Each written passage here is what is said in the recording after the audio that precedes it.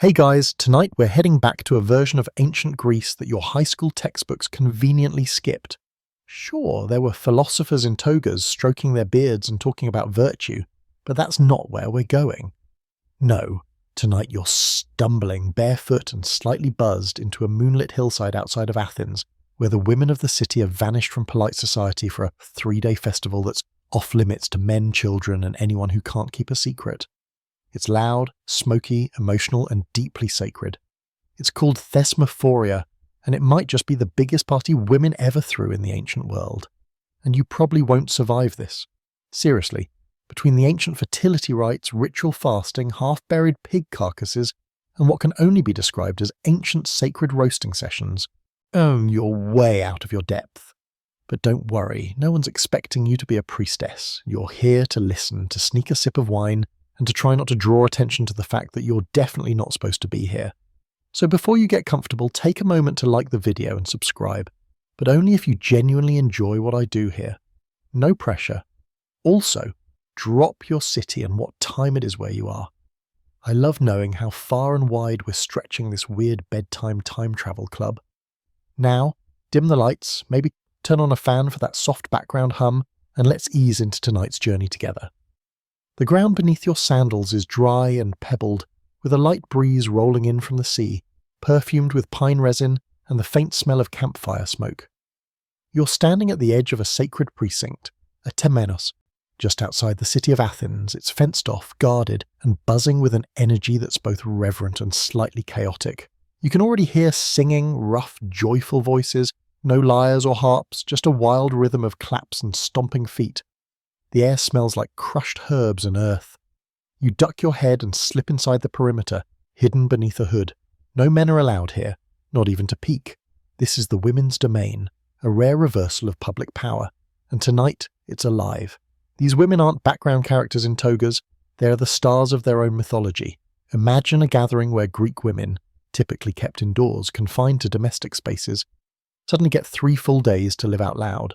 Not just dance or eat or gossip, but participate in rituals of rebirth and death, control narratives, speak sacred truths, and laugh so hard they cry. It's happening right now. You're here at the very start of the Thesmophoria. This isn't some raucous bachelorette party. Thesmophoria is sacred to Demeter and Persephone, goddesses of grain, harvest, and the seasons. The myth behind it? Demeter's daughter gets kidnapped by Hades, spends part of the year in the underworld, and causes Demeter to grief-starve the world. Eventually, Persephone's allowed to return, and Demeter brings back the crops. Simple enough? Not quite. The rituals you're witnessing tonight are layered with metaphor and symbol, but they all orbit that central cycle: loss, grief, return, and new life. You glance around and see women of all ages, some with silver hair tied in coils, others young, laughing, weaving garlands of fennel and myrtle. They wear loose chitons or nothing at all. Modesty isn't the point here. One woman notices you watching and smiles like she knows a secret you never will. She probably does. There's a shrine nearby, low to the ground and simple, half-hidden, behind rocks. In front of it, a group of women begin lighting small clay lamps filled with olive oil. Flames flicker, shadows stretch across the hillside. Somewhere deeper into the gathering, a priestess begins chanting. The words are too old to understand, even if you spoke fluent Greek. They don't belong to logic. They belong to rhythm. Here's a historical fact to chew on. Thesmophoria was one of the most important festivals in the ancient Greek calendar, and it was completely off limits to men. That meant no historians got to write it down firsthand. Everything we know comes from scraps of gossip, parody plays, and second-hand commentary, which is kind of hilarious because the men of Athens seem to be dying to know what went on. Spoiler alert, they never found out. Not really. But here's a fringe detail most people never hear. Some accounts suggest the women wore masks during certain parts of the rites, not decorative masquerade masks, but ones carved to resemble older women, or grotesque faces, or animals. No one really agrees why. Maybe to confuse spirits, maybe to step out of themselves, or maybe just to let loose without judgment. That brings us to one of the great scholarly debates. Was Thesmophoria all fertility symbolism, or was it also political? Some scholars think it gave women a quiet space to assert influence, even in a society where they had almost none. They'd speak openly, mock their husbands, make alliances. In other words, it wasn't just religious. It was deeply social. It was power coded in ritual. Back in the crowd, a group of women have started passing around a clay jug of diluted wine. A young girl dances with her mother, spinning in a circle, laughing. A grandmother sprinkles barley onto a low altar. Another cluster crouches near the earth, murmuring prayers into the dirt. You hear one woman say something about Persephone's return, and the others respond with a choral sigh, like they're letting out centuries of grief all at once. There's a sense that everything you're seeing has been done 1,000 times before, by mothers and daughters and priestesses. The land remembers it. The stars do too. You're not just watching a party, you're watching history being whispered into the soil. Then suddenly, a horn blows from somewhere up the hill. The tone shifts. The fire blazes higher. You're about to witness the first act of ritual. Things are about to get messy. The sound of the horn hums in your chest as the energy around you changes. Up to now, things have felt celebratory, even playful. Singing, wine, maybe a little sacred flirting with the moon. But now the women are moving. Not scattered groups anymore, but a slow, purposeful procession. You follow behind, careful to keep your head low, trying not to look too obviously out of place. But honestly, no one is paying you any attention. They're focused, serious, and even the laughter has quieted to a low murmur. You walk with them, down a narrow path winding toward a hollowed-out dell in the hillside. The sun has fully disappeared now, and the torches glow like flickering gold teeth in the dark. You hear the crunch of sandals on gravel and the low rustle of linen robes. One woman near you carries a small basket on her head, covered with layers of leaves. You have a feeling what's inside is not fruit. This is the beginning of Thesmophoria proper. It starts with what the Greeks called kathodos, the descent, a symbolic movement downward, echoing Persephone's fall into the underworld. Tonight, the women aren't just reenacting a myth, they're stepping inside it. They are Persephone, or Demeter, or the mourners, or the spirits. It's hard to say. The lines blur. They arrive at a large rectangular pit dug into the earth. This is the Megara, the sacred trench. It's deeper than you expected, and when you peer in, the smell hits you before the sight does. Rich, pungent, slightly rotten, like compost left to simmer in the sun. At the bottom, nestled in layers of earth and straw, are piglets, or, well, what's left of them. You blink, trying to process what you're looking at. Animal bones, bits of charred flesh, rotten cakes shaped like genitalia. All of this had been buried months ago, during the last Thesmophoria, and now it's being brought back up. This part of the ritual is called the anados, the rising, the return. Just like Persephone rises from the underworld, these decayed offerings come back into the world of the living. Not to be eaten, thank the gods, but to be laid on altars, spread over fields, and even mixed into the next year's planting season. Sacred compost, literally. It sounds intense, but these women don't flinch. They chant softly as they reach into the pit. Older women, the priestesses and temple caretakers, are in charge of this.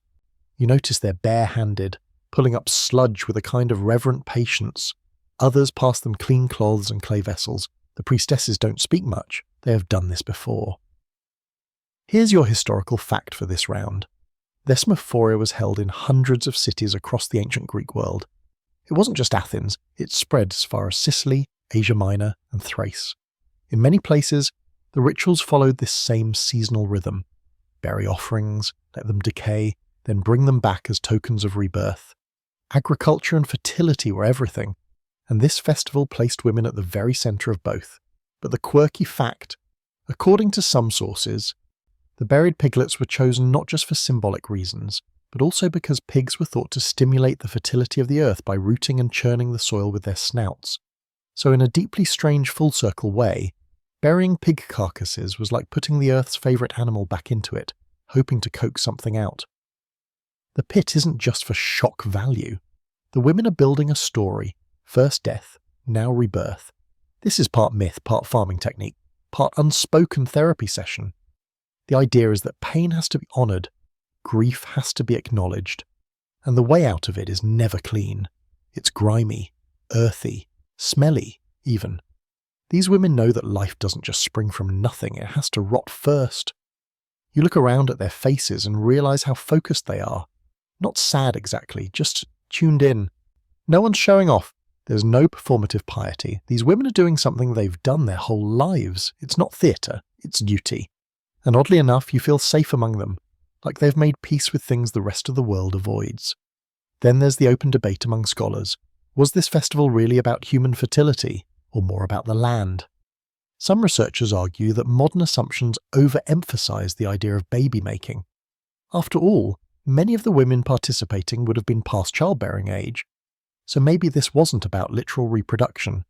Maybe it was about identity, power, and a kind of collective resurrection. Maybe the soil was only part of it. Still, it's hard to ignore the visceral symbolism everywhere. One of the priestesses begins to lay out the unearthed remains on a raised altar, and the others come forward one by one to sprinkle barley grains, dried poppy heads, and bits of fennel around it. They sing again, low and rhythmic, a lullaby for a body being born again. You can't understand the words, but they carry the weight of centuries. A group of women nearby begin to sway side to side, arms linked. You join them, tentatively. No one stops you. The movement is simple, hypnotic. Left, right, left again. One woman hums a soft melody, and others join in. It's like being cradled by the ritual itself. The tension that had built during the procession now seems to melt. You feel like you've passed some sort of unspoken test. And suddenly, as if someone flipped a switch, laughter breaks out. Loud, wild laughter. One woman snorts and doubles over. Another spins in a dizzying circle, flinging flower petals into the air. It's as if they've made it through something dark and now they're free to celebrate. A nearby priestess looks up at the moon and claps 3 times. The pit is covered once again. The offerings are left on the altar, ready to be carried to nearby shrines or scattered on grain fields at dawn. The first phase is over. You glance around and see women brushing dirt from their hands, tightening their belts, adjusting their hair. Some are crying softly. Others are already reaching for the wine jugs again. But there's a new tone now, one of lightness, even relief. You've just witnessed the start of Thesmophoria, and you're not going anywhere. You wake the next morning to the sound of women laughing through their teeth and the soft thud of something heavy being dropped into a basket. It takes you a moment to remember where you are, curled on a blanket under a scrubby olive tree, surrounded by the gentle chaos of camp. There's a coolness in the air that suggests it won't last. And sure enough, the sun is already climbing fast, turning the rocky hillside into something warm and bright. A few women are rinsing their hands in a shallow basin, and others are combing their hair with bone-handled picks. Nobody seems especially hungover, even though the wine jugs look suspiciously emptier than they were last night. Today is the second day of Thesmophoria, and while the first was filled with sacred descent and raw earthy rituals, today has a strange sort of quiet energy to it. It's introspective, a little still, but still completely sealed off from the outside world, and most importantly still completely off limits to men. You overhear a young woman telling a friend how her husband tried to follow her up the path once a few years ago. Apparently he got a face full of barley flour and a broken toe for his trouble. The friend laughs so hard she nearly spills her breakfast. Some kind of lentil paste smeared on the barley bread. No honey, no meat, nothing indulgent. That's part of the point. This is Nestea, the fasting day. But the term is misleading. It's not starvation. It's intentional abstinence. The women aren't torturing themselves for some god's approval. They're creating space, spiritually and physically, to do the real work of the day, remembering mourning and sharing. You look around and notice that the usual noise of the Agra, the bustling city square, is nowhere near this place. There's no shouting, no bartering, no slaves running errands, just the sound of women's voices, sometimes soft, sometimes fierce. You sit near a group that's weaving reed mats together. They're chatting in a way that's casual but charged, like they're saying things they wouldn't dare back in the city. One woman is talking about her son, how he came back from war with eyes that don't look the same. Another woman is shaking her head, describing how her sister bled to death giving birth last year. A third one, older, just sits and listens. Occasionally she nods or mutters a prayer to Demeter. It's not about solutions here, it's about being heard. Here's a historical fact for your toolkit. During Thesmophoria, women were officially released from their household duties and could leave their homes for days at a time. In many Greek cities, this was almost unheard of. Normally women, especially respectable married ones, were expected to stay indoors, invisible, silent, and less spoken to. But during this festival, the state not only allowed but mandated their absence from the domestic world. For once, the city could do without them because the gods required their attention.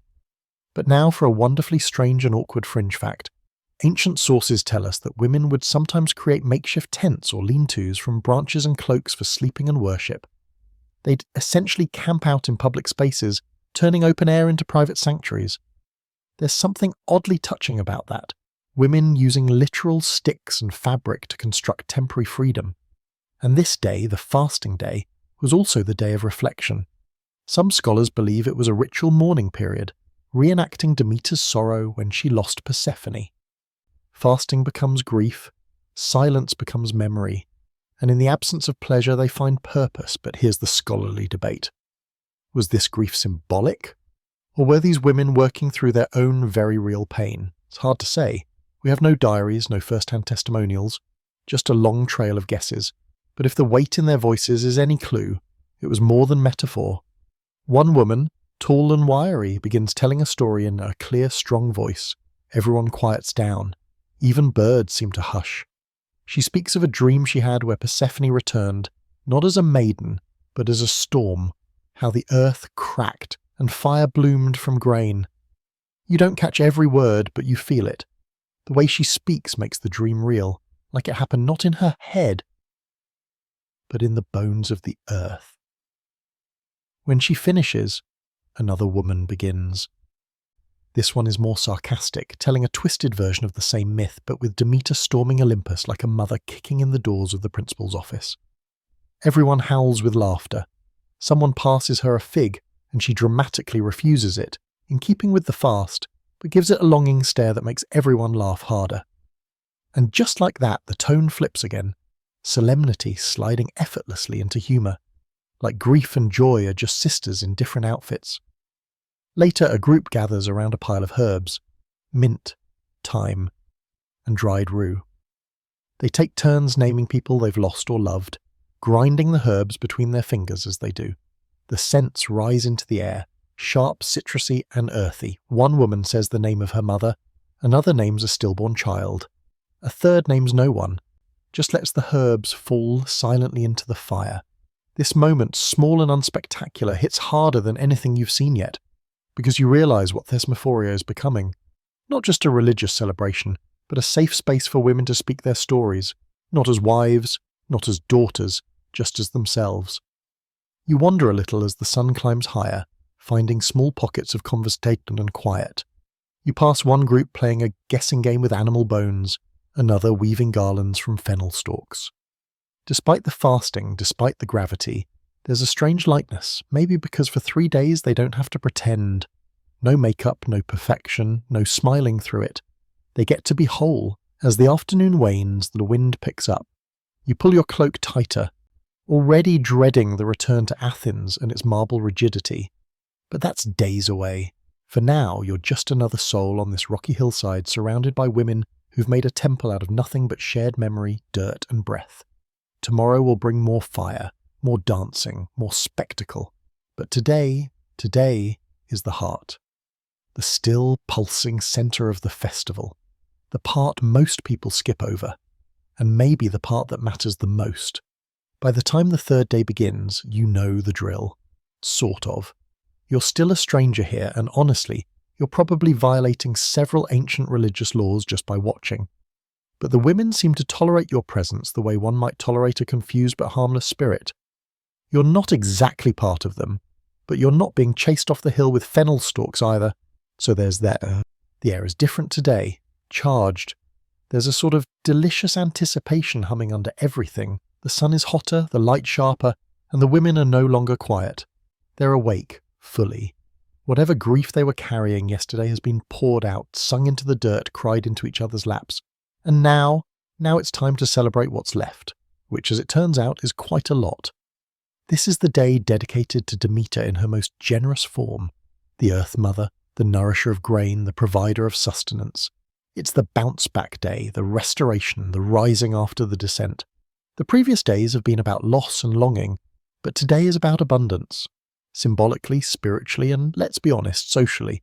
This is the day the real party begins. At the centre of the gathering, a large open area has been cleared, ringed with torches and baskets of barley. Women carry bundles of herbs, dried flowers, fruits wrapped in fig leaves, and wreaths woven from myrtle. No men in sight. The land itself feels like it's exhaling. You hear music, not the refined lyre playing from aristocratic banquets, but something more primal. Pipes and frame drums, a beat you feel more than hear. And then, out of nowhere, laughter explodes. Someone's told a joke you didn't catch, and half the camp is howling, clutching their sides. One woman tosses a garland at another's head, misses entirely, and shrieks with laughter. You realise something else: they're performing. But not for you, for each other. Today is the day the women of Greece let themselves be seen, not by men, not by gods, but by one another. Here's your historical fact. According to ancient sources, this day often involved theatrical performances and games. Women would take turns mocking each other in a ritual called a shrologia, sacred obscenity. Imagine a roast, but 2,400 years old and sanctioned by a goddess. The point wasn't cruelty, it was catharsis. To laugh at one another's flaws, to tease out buried frustrations, and to bond through shared ridiculousness. It was as close to stand-up comedy as ancient Greek women ever got. And that brings us to the deliciously bizarre fringe fact of the day. There are accounts suggesting that women would carry cakes shaped like, well, let's say very specific anatomy. Male and female. Huge, detailed, unapologetic. These weren't naughty jokes. They were offerings. Symbols of fertility, yes, but also symbols of women reclaiming control over sexuality in a society that largely denied them autonomy over their own bodies. Here, in this sacred space, they got to laugh about it, eat it, toss it around like confetti. One woman near you flings a pastry shaped like a phallus into the air and catches it in her mouth like it's just another fig. The scholarly debate surrounding this? It's a juicy one. Were these rituals actually subversive?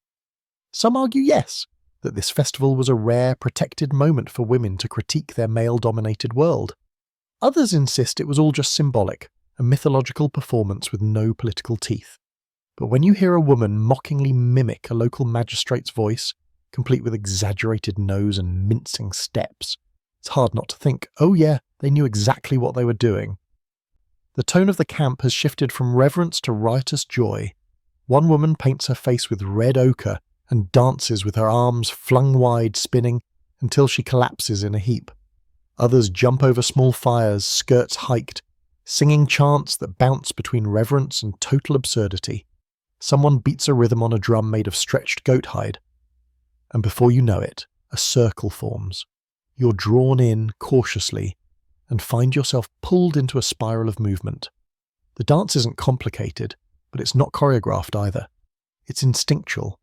You move because the rhythm pulls you, because the ground is warm, and because the faces around you are glowing. Not with makeup, not with perfection, but with something ancient, something earned. In the middle of it all, a priestess stands. She's older than most, with skin like creased parchment and eyes that have seen too many festivals to count. She raises her hands and begins to sing. The entire camp quiets again, as if someone drew a curtain. Her voice is rough, low and haunting. She sings of Persephone's return, not as a delicate maiden, but as a queen with soot in her hair and fire in her eyes. This is not a child returning from hell. This is a woman who walked through it and came back stronger. And everyone listens. Some cry, others hum along, you get goosebumps that have nothing to do with the breeze. Afterward, the priestess laughs and grabs a handful of roasted chickpeas from a nearby tray. The spell is broken. The party resumes. As the sun begins to dip, you spot groups preparing for a mock ceremony. Someone dons a crown made of laurel and declares herself queen of the harvest, demanding ridiculous tributes like compliments or fresh figs. Another pretends to be a cow and moos dramatically every time someone speaks. You have absolutely no idea what's going on, but you're laughing anyway. And here's the thing you realise. This isn't just release, it's repair. These women aren't partying for fun alone, they're resetting something that the rest of their year, their lives, keeps breaking. In this protected bubble of sacred revelry, they're rebuilding themselves with jokes, with food, with mockery, with dance. Not despite the grief, but because of it. As night falls, the fires are lit again, and wine begins to flow. You recognise the same clay jugs from the first night, passed now with ease. Women gather in smaller clusters, telling stories, braiding each other's hair, singing lullabies that were probably old when Athens was just a fishing village. You sit by one of the fires and feel, not just welcomed, but woven into the moment. No one asks your name. No one needs to. You're not an outsider anymore. For tonight at least, you're part of something far older than cities, older than politics, a living tradition passed hand to hand, like bread, like laughter. Tomorrow they'll return to their lives, to husbands who talk too much, to kitchens, to chores, to invisibility, but not tonight. Tonight they are queens, priestesses, comedians, oracles, survivors, and they're just getting started. It's after midnight and you're somewhere between exhilaration and exhaustion. The firelight flickers over the rocky ground, casting long, strange shadows that dance as if they too have joined the celebration. You've been up for hours, drinking just enough to feel warm, not enough to lose the thread.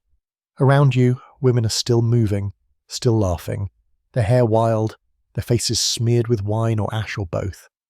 And now something shifts again, not in mood, but in intention.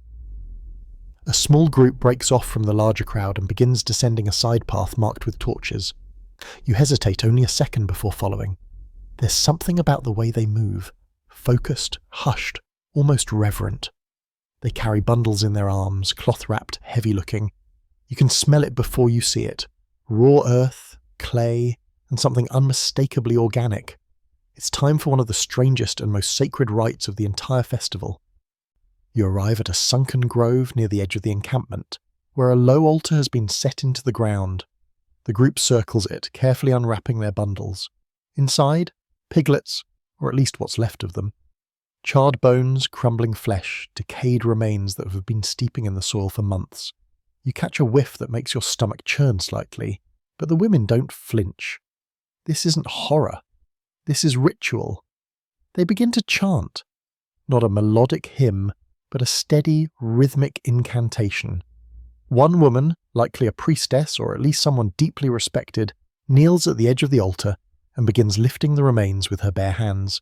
You expect disgust, but no, her face is serene, focused, like she's handling something holy. And she is. Here's your historical fact for this eerie little moment. The remains of the piglets buried months before, along with sacred cakes shaped like female anatomy, were believed to rot into something powerful. This fermented mix, called megara or hyra, was lifted from the earth and scattered over newly planted crops as a magical fertilizer. It was sacred rot, life distilled from death. It wasn't just about the myth, it was literal agricultural science laced with divine symbolism. You watch as the women pass small handfuls of the remains from person to person, adding in bits of roasted grain and dried flowers. It's like a communion, each woman handling a small piece of decay, saying something under her breath, and then placing it on a woven mat to be carried to another shrine. There's nothing performative here. No dramatics, just calm, practiced devotion. And here's the wonderfully weird fringe fact of this rite. Some sources claim that women responsible for retrieving these offerings were called bailers, like someone hauling water, but instead of water they were pulling up piggy sludge from the underworld. And here's the kicker. Because the contents were considered both polluting and sacred, touching them was paradoxically dangerous and empowering. It's the classic Greek tension, filth and holiness intertwined. And of course the scholars argue about all of this. Some think the whole thing was purely symbolic, meant to represent Demeter recovering her daughter from the land of the dead. Others suggest it had practical origins in early fertility science, where decayed organic matter was known to enrich soil. But honestly, looking at the scene before you, it's clearly both, a spiritual compost heap and a resurrection rite. The land eats death and births wheat. As the women finish, they begin to sing again, this time softer, slower, like a lullaby for the earth. The mat of sacred remains is carried away by two older women with grey braids wrapped like crowns. You watch as they disappear into the dark, bound for a field or a smaller shrine. You'll never know where it ends up. And that feels exactly right. Back at camp, the party is still going, but it's mellowed into something dreamlike. Someone's playing a hand drum, its rhythm slow and entrancing. A group is lying in a heap under a shared blanket, whispering stories and laughing with their eyes closed. Another woman stares into the fire, humming a tune so old it probably doesn't even have a name anymore. You lie back on the ground, your head pillowed on a bundled cloak, and stare at the sky. It's clear tonight and the stars are ridiculous, too many, too bright, like a spilled basket of pearls, and somewhere to your left, someone is reciting a dirty joke about Hera and a goat, and the others are gasping and swatting her with a fennel stalk. You smile in the dark. And here's the quiet realization: this festival, for all its weirdness, dead pigs, naughty pastries, sacred mockery, is one of the few places in the ancient world where women had real autonomy. For 3 full days, they ruled their space. They conducted rituals, made decisions, offered sacrifices. They did not need a man to speak on their behalf. No guardian, no translator, just themselves, their gods, and their stories. That power, though temporary, wasn't pretend. It wasn't play acting. It was real. And it mattered. You think back to earlier in the day, when one of the women told a story about her sister, a priestess who died during childbirth but was said to appear during Thesmophoria every year as a warm gust of wind just before the offerings were lifted. She said her sister still guided her hand as she reached into the pit. You believed her. You close your eyes. You're still in the middle of sacred chaos, but the world has gone soft around the edges. The fire crackles nearby. Someone is snoring softly under a makeshift tent of reed mats. The priestesses are whispering somewhere farther off, preparing something for dawn. The earth feels warm beneath your back, alive, like it remembers every foot that's walked across it. Tomorrow the festival continues. There will be more rituals, more laughter, maybe a little chaos. But for now, you're suspended in the middle of something ancient and intimate. A party for the dead and the living, for the grain and the goddess. For grief and laughter tangled up in one big, messy, beautiful knot. And maybe, just maybe, you'll never see Greek women the same way again. The morning starts with bare feet on cold ground. You wake to the sound of rhythmic clapping, slow, even, steady, somewhere beyond the makeshift sleeping area. The sun is only beginning to rise, brushing the edges of the hilltop in pale gold. Around you, bodies stretch and stir, cloaks rustle, and someone yawns with a kind of theatrical flourish that makes the others laugh. Sleep was light and strange, woven with dreams of underworlds and dancing bones.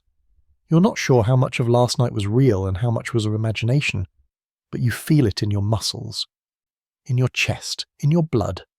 The air smells like wood smoke, crushed herbs, and that warm, dusty scent of early morning earth. A breeze rolls over the hillside and carries something else with it, a chant carried by voices that don't sound tired at all. You rise and follow the sound through a narrow passage between low stone walls. It opens onto a wide circle ringed by torches that haven't been snuffed from the night before. In the centre, a group of women are dancing. Not in perfect lines, not in performance. This is raw, instinctual. Their feet beat against the ground in time with the clapping.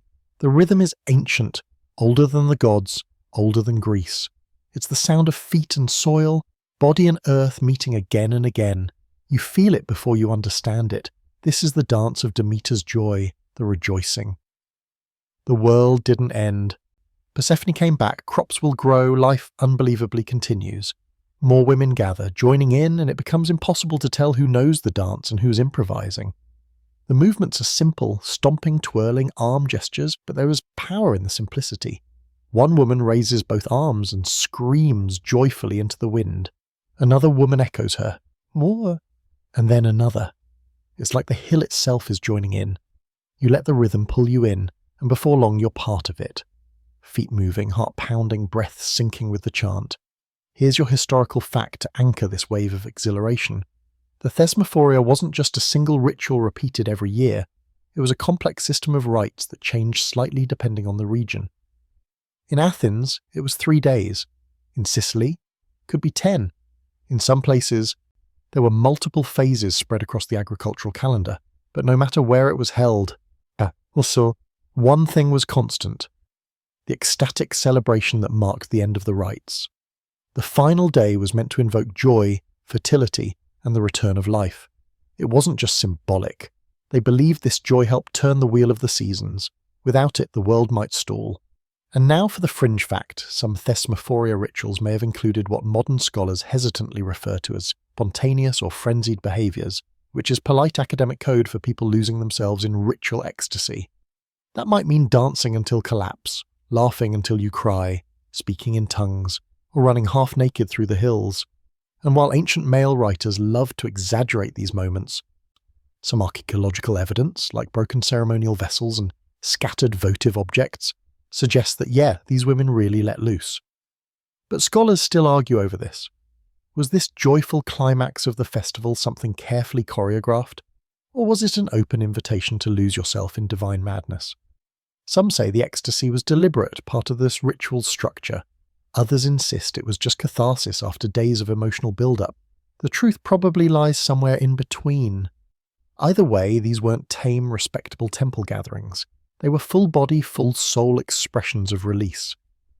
As the sun climbs higher, the dance dissolves into a slower, more intimate rhythm. Pairs of women embrace, not romantically necessarily, but like survivors. They share dried figs, pass cups of honeyed water, press foreheads together. You watch one woman trace a line across another's forehead with her fingertip and whisper a blessing. You have no idea what it means, but it feels like magic. Real, working magic. Not the kind with lightning bolts, but the kind that heals. Then from across the circle a new group arrives. They're younger, girls on the cusp of womanhood, carrying garlands of myrtle and small clay figures. They've been up before dawn preparing a new offering, symbolic tokens to be buried again for next year's harvest cycle. The figures are strange and charming, some shaped like loaves of bread, others like birds, and a few that are unmistakably anatomical again. The same joke never gets old. They're not laughed at though, not now. These are offerings, charms, prayers in clay. The girls approach the altar in the centre, where a shallow pit has been cleared, and begin laying them in one by one. Each girl whispers something as she lets her token fall. You can't hear what they say. Maybe a wish, a name, a secret. And there's something so grounding about it. Watching the next generation fold into a tradition that stretches back who knows how far. You wonder how many mothers have done this exact same thing with their daughters. How many names have been whispered into holes in the earth, hoping the gods are listening.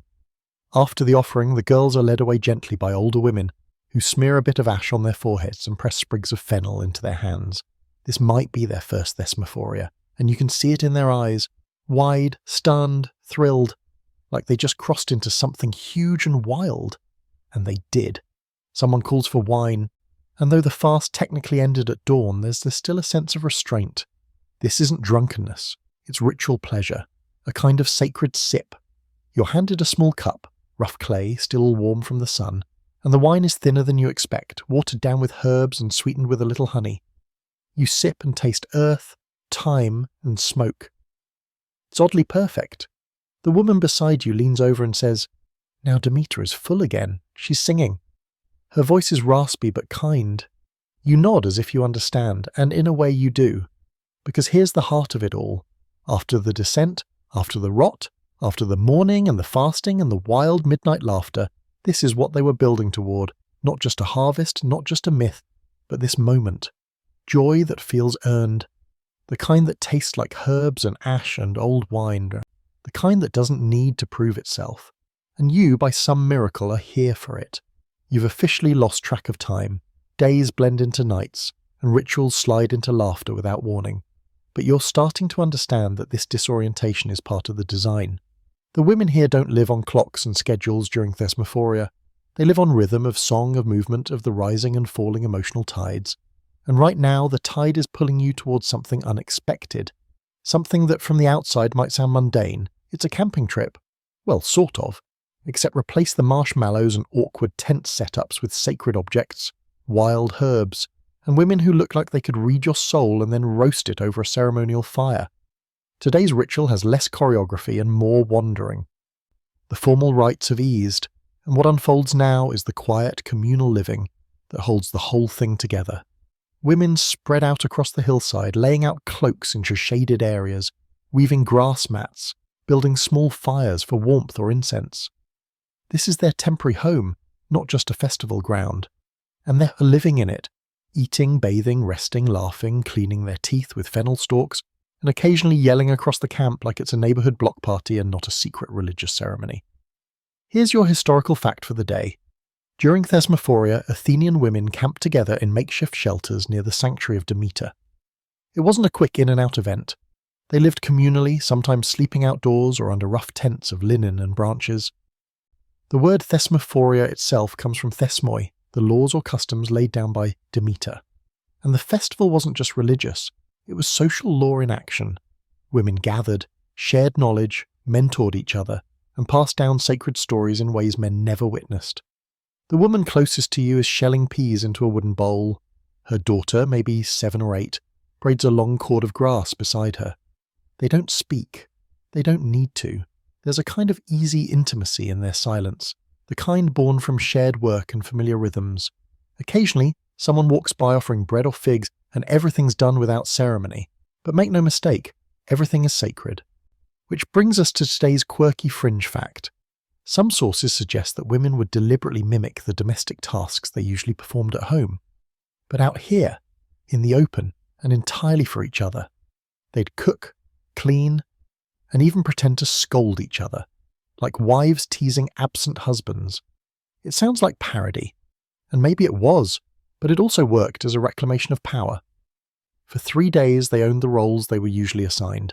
They bent them into something communal, even celebratory. Scholars aren't quite sure what to do with this. Some think the domestic mimicry was satire, women gently mocking their roles in the patriarchal household. Others argue it was a kind of sacred theatre, blending everyday life with divine myth. And a few believe it was about memory, about making space for generations of women to connect through gestures as old as the gods. Stirring a pot becomes a prayer, folding a cloak becomes a rite. You find yourself drawn into one of these circles. A group of women sits together, weaving long strips of cloth into garlands, tossing out half-finished gossip between focused stretches of work. One woman, her cheeks streaked with soot from the fire, glances at you and smirks. "You know," she says in a low voice, "we get more done out here than we ever do at home." The others snort in agreement. "That's because no one's yelling for more bread," another adds, "or trying to win an argument with Plato's cousin." They all burst into laughter. It's not cruel, it's freeing. This is what you hadn't fully realized before. The camp isn't just about the rituals. It's about the rare and radical act of women existing together outside the walls of male control. No fathers, no husbands, no magistrates, just them. And the freedom to be messy, to be reverent, to be loud, and to be quiet. You watch as one woman sits in the shade with her back to a fig tree, carving something small from a block of wax. You wander closer, curious. It's a miniature pig, detailed and perfect. She notices you watching and holds it up. "For next year," she says, "always planning ahead." Then somewhere across the encampment, a child shrieks, not in fear, but in joy.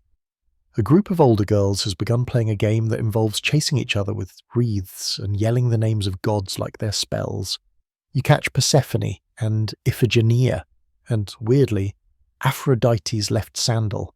There are no rules, just laughters, just motion. You realize this too is sacred. No part of life is excluded here, not even play. As the afternoon warms, women nap under branches, heads resting in each other's laps.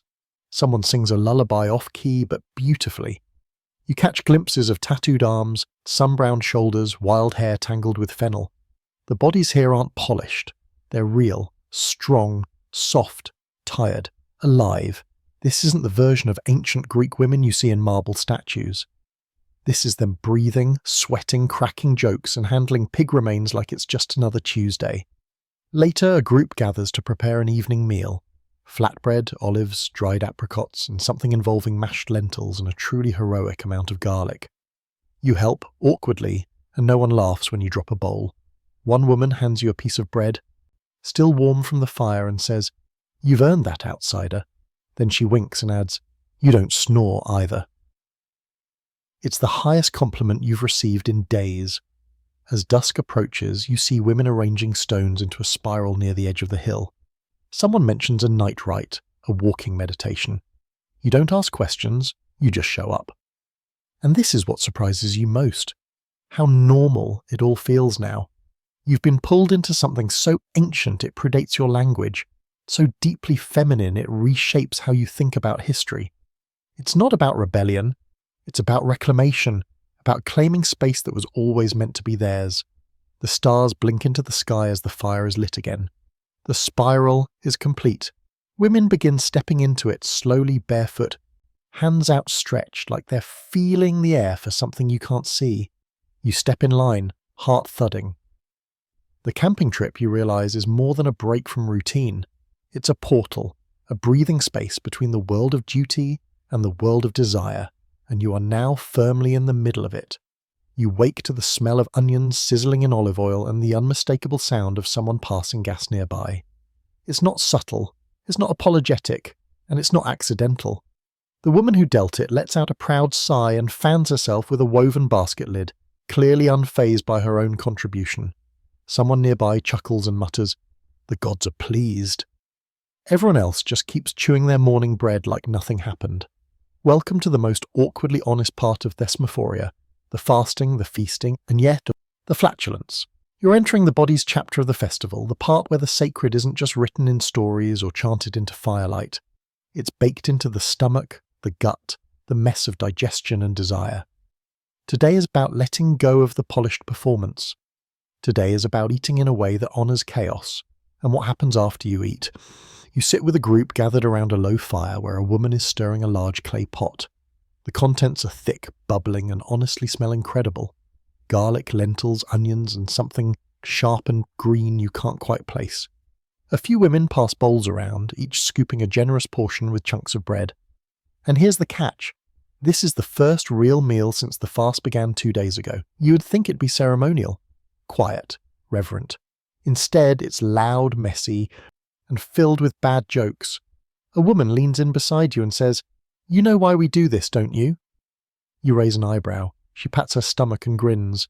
"To shake up the insides, get the earth moving again. The gods like us, unsettled." It sounds like a joke, but it's not. Here's your historical fact. The ancient Greek fasting during Thesmophoria wasn't about abstaining entirely. It was about shifting the diet in very specific ritualized ways.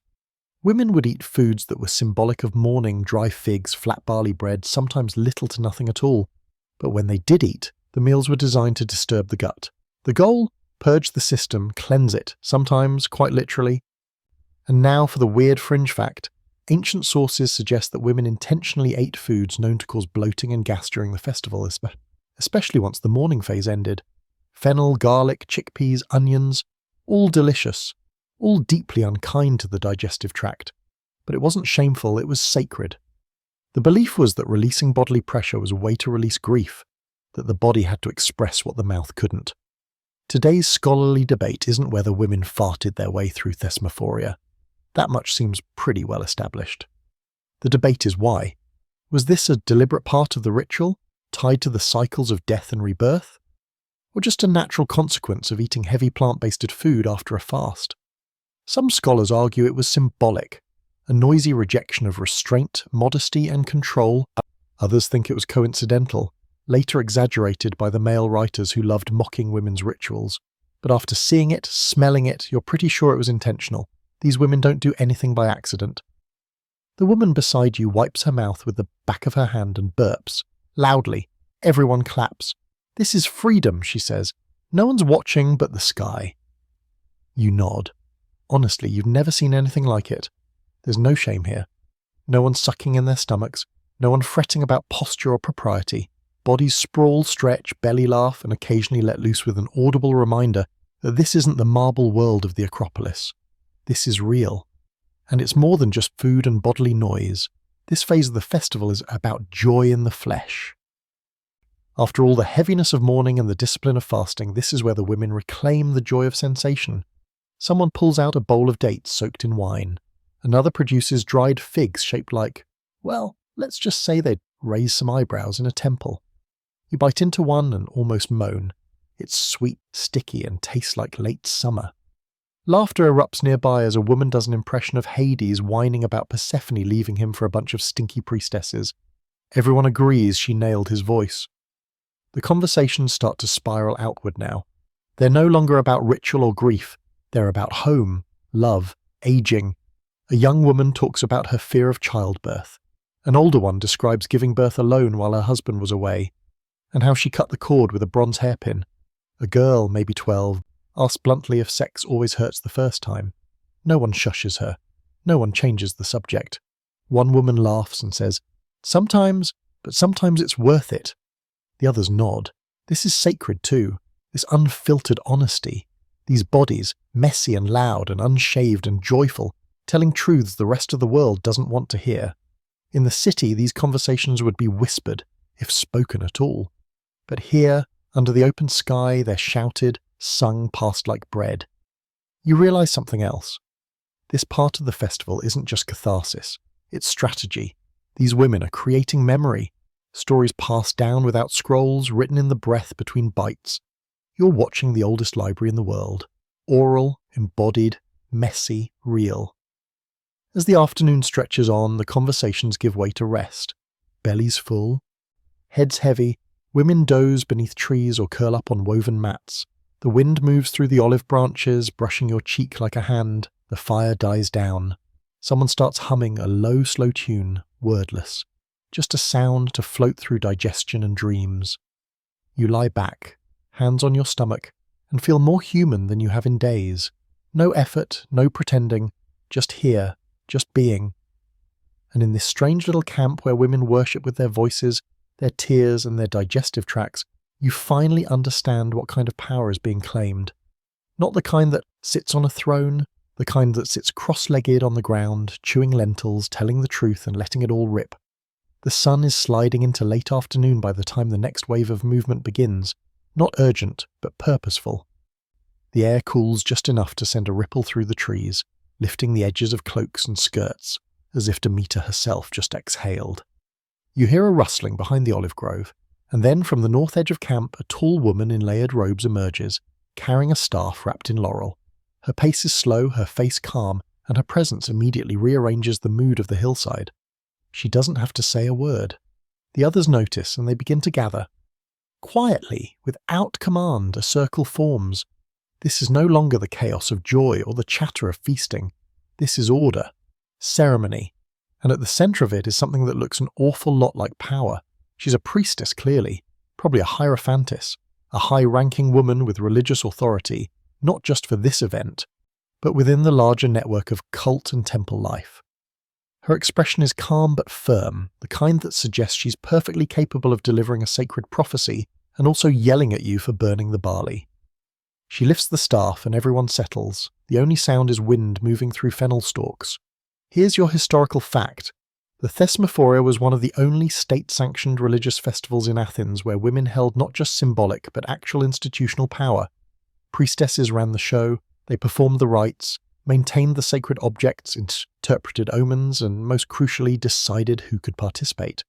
Male priests were excluded entirely. No man, not even a king, could override a Thesmophoria priestess within her domain. And here's the fringe fact. Though it sounds like something out of a myth, there's evidence that some of these priestesses were chosen not just for their piety or social standing, but for their ability to speak well. Like, literally, to command a crowd. They were trained in oratory, storytelling, stage presence. These were women who could recite entire genealogies, deliver sacred myth from memory, and call down silence with just a gesture. You watch her now, the way she turns, letting her eyes land on every face in the circle. She says nothing yet. She waits until even the leaves seem to pause. And this is where the scholarly debate flares up again.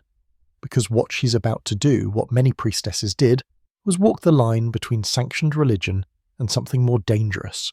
Direct communication with the divine. Was it prophecy, theatre, controlled trance? No one can agree in. But the stories say these women channeled, not gods exactly, but something close to them. And the state, despite its endless anxieties about female power, let it happen. She begins to speak. Her voice is low, warm, and measured. She doesn't shout. She doesn't need to. Every syllable feels shaped, deliberate. She tells the story of Demeter and Persephone, but not the children's version, not the pretty poem. This one has blood in it, hunger, fire, Persephone screaming in the underworld, Demeter cursing the earth until it cracked, a sky that turned black with grief, and then the shift. Persephone's return, the world breathing again, but not like before, changed, wiser, warmer, maybe, but still holding the memory of loss in its roots. As she speaks, the women around you sway slightly, like plants leaning toward a song. You're caught in it too, not hypnotized exactly, but entranced, like your bones know this story, like they've always known. The priestess raises her hand and holds up a bundle wrapped in linen. She unwraps it slowly. Inside is a figure made of dough and dried herbs. A stylized goddess, faceless, arms lifted. She places it on a low altar of flat stones. Beside it, she lays a piece of carved wood shaped like a serpent. No one claps, no one cheers, but there's a deep hum of approval that moves through the group like a breeze through tall grass. She steps back and another woman takes her place, slightly younger, wrapped in a cloak dyed with crushed berries. She doesn't speak at all. She begins to move slowly, arms wide, feet tracing out a spiral path around the altar. It's not a dance for show, it's for something deeper, maybe herself. Maybe the earth. The rhythm is slow but precise, and every step seems to pull something invisible into being. This is ritual as language, the kind you don't speak but perform, and somehow it's speaking to you too. One by one, other women join her, not copying but echoing. They spiral, they reach, they touch the earth with open palms. You're pulled in, not by force but by gravity. You step forward, feeling your heartbeat slow to match theirs.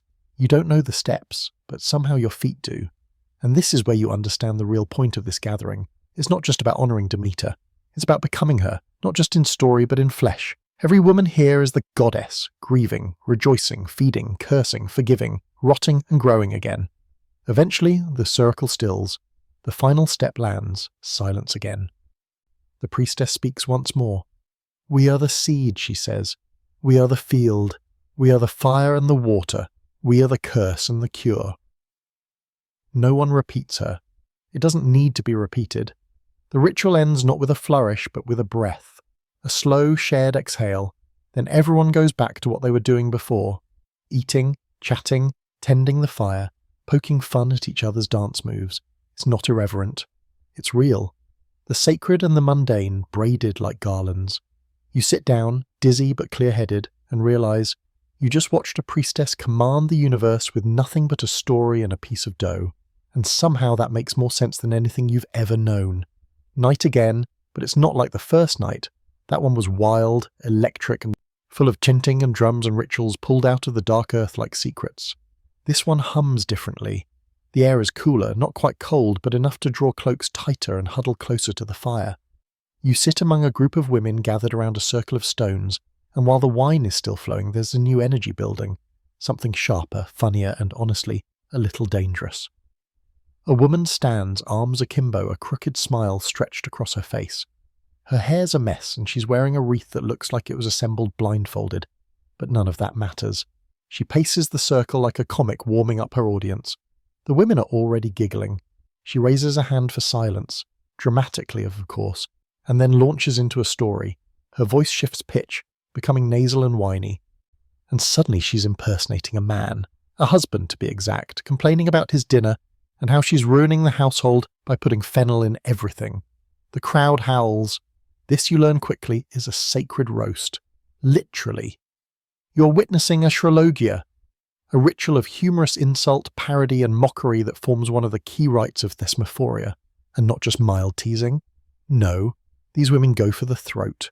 They do impressions of their husbands whining, politicians mumbling through speeches, philosophers lost in their own nonsense. No man is safe, and the audience is ruthless in the best possible way. Here's your historical fact. Astrologia was a formal part of Thesmophoria in many Greek cities. Ancient writers describe women standing up to deliver obscene jokes, insults, and satirical tales meant to entertain the group. These weren't considered improper. In fact, they were sacred acts. The laughter was thought to please Demeter, who, according to one myth, was cheered out of her grief by a servant who lifted her skirt and cracked a vulgar joke. That laughter brought fertility back to the land. Which brings us to the fringe fact. Some scholars believe these roasts included body humour, wildly inappropriate jokes, and props. Yes, props. Cakes shaped like genitals were passed around, not as treats, but as punchlines.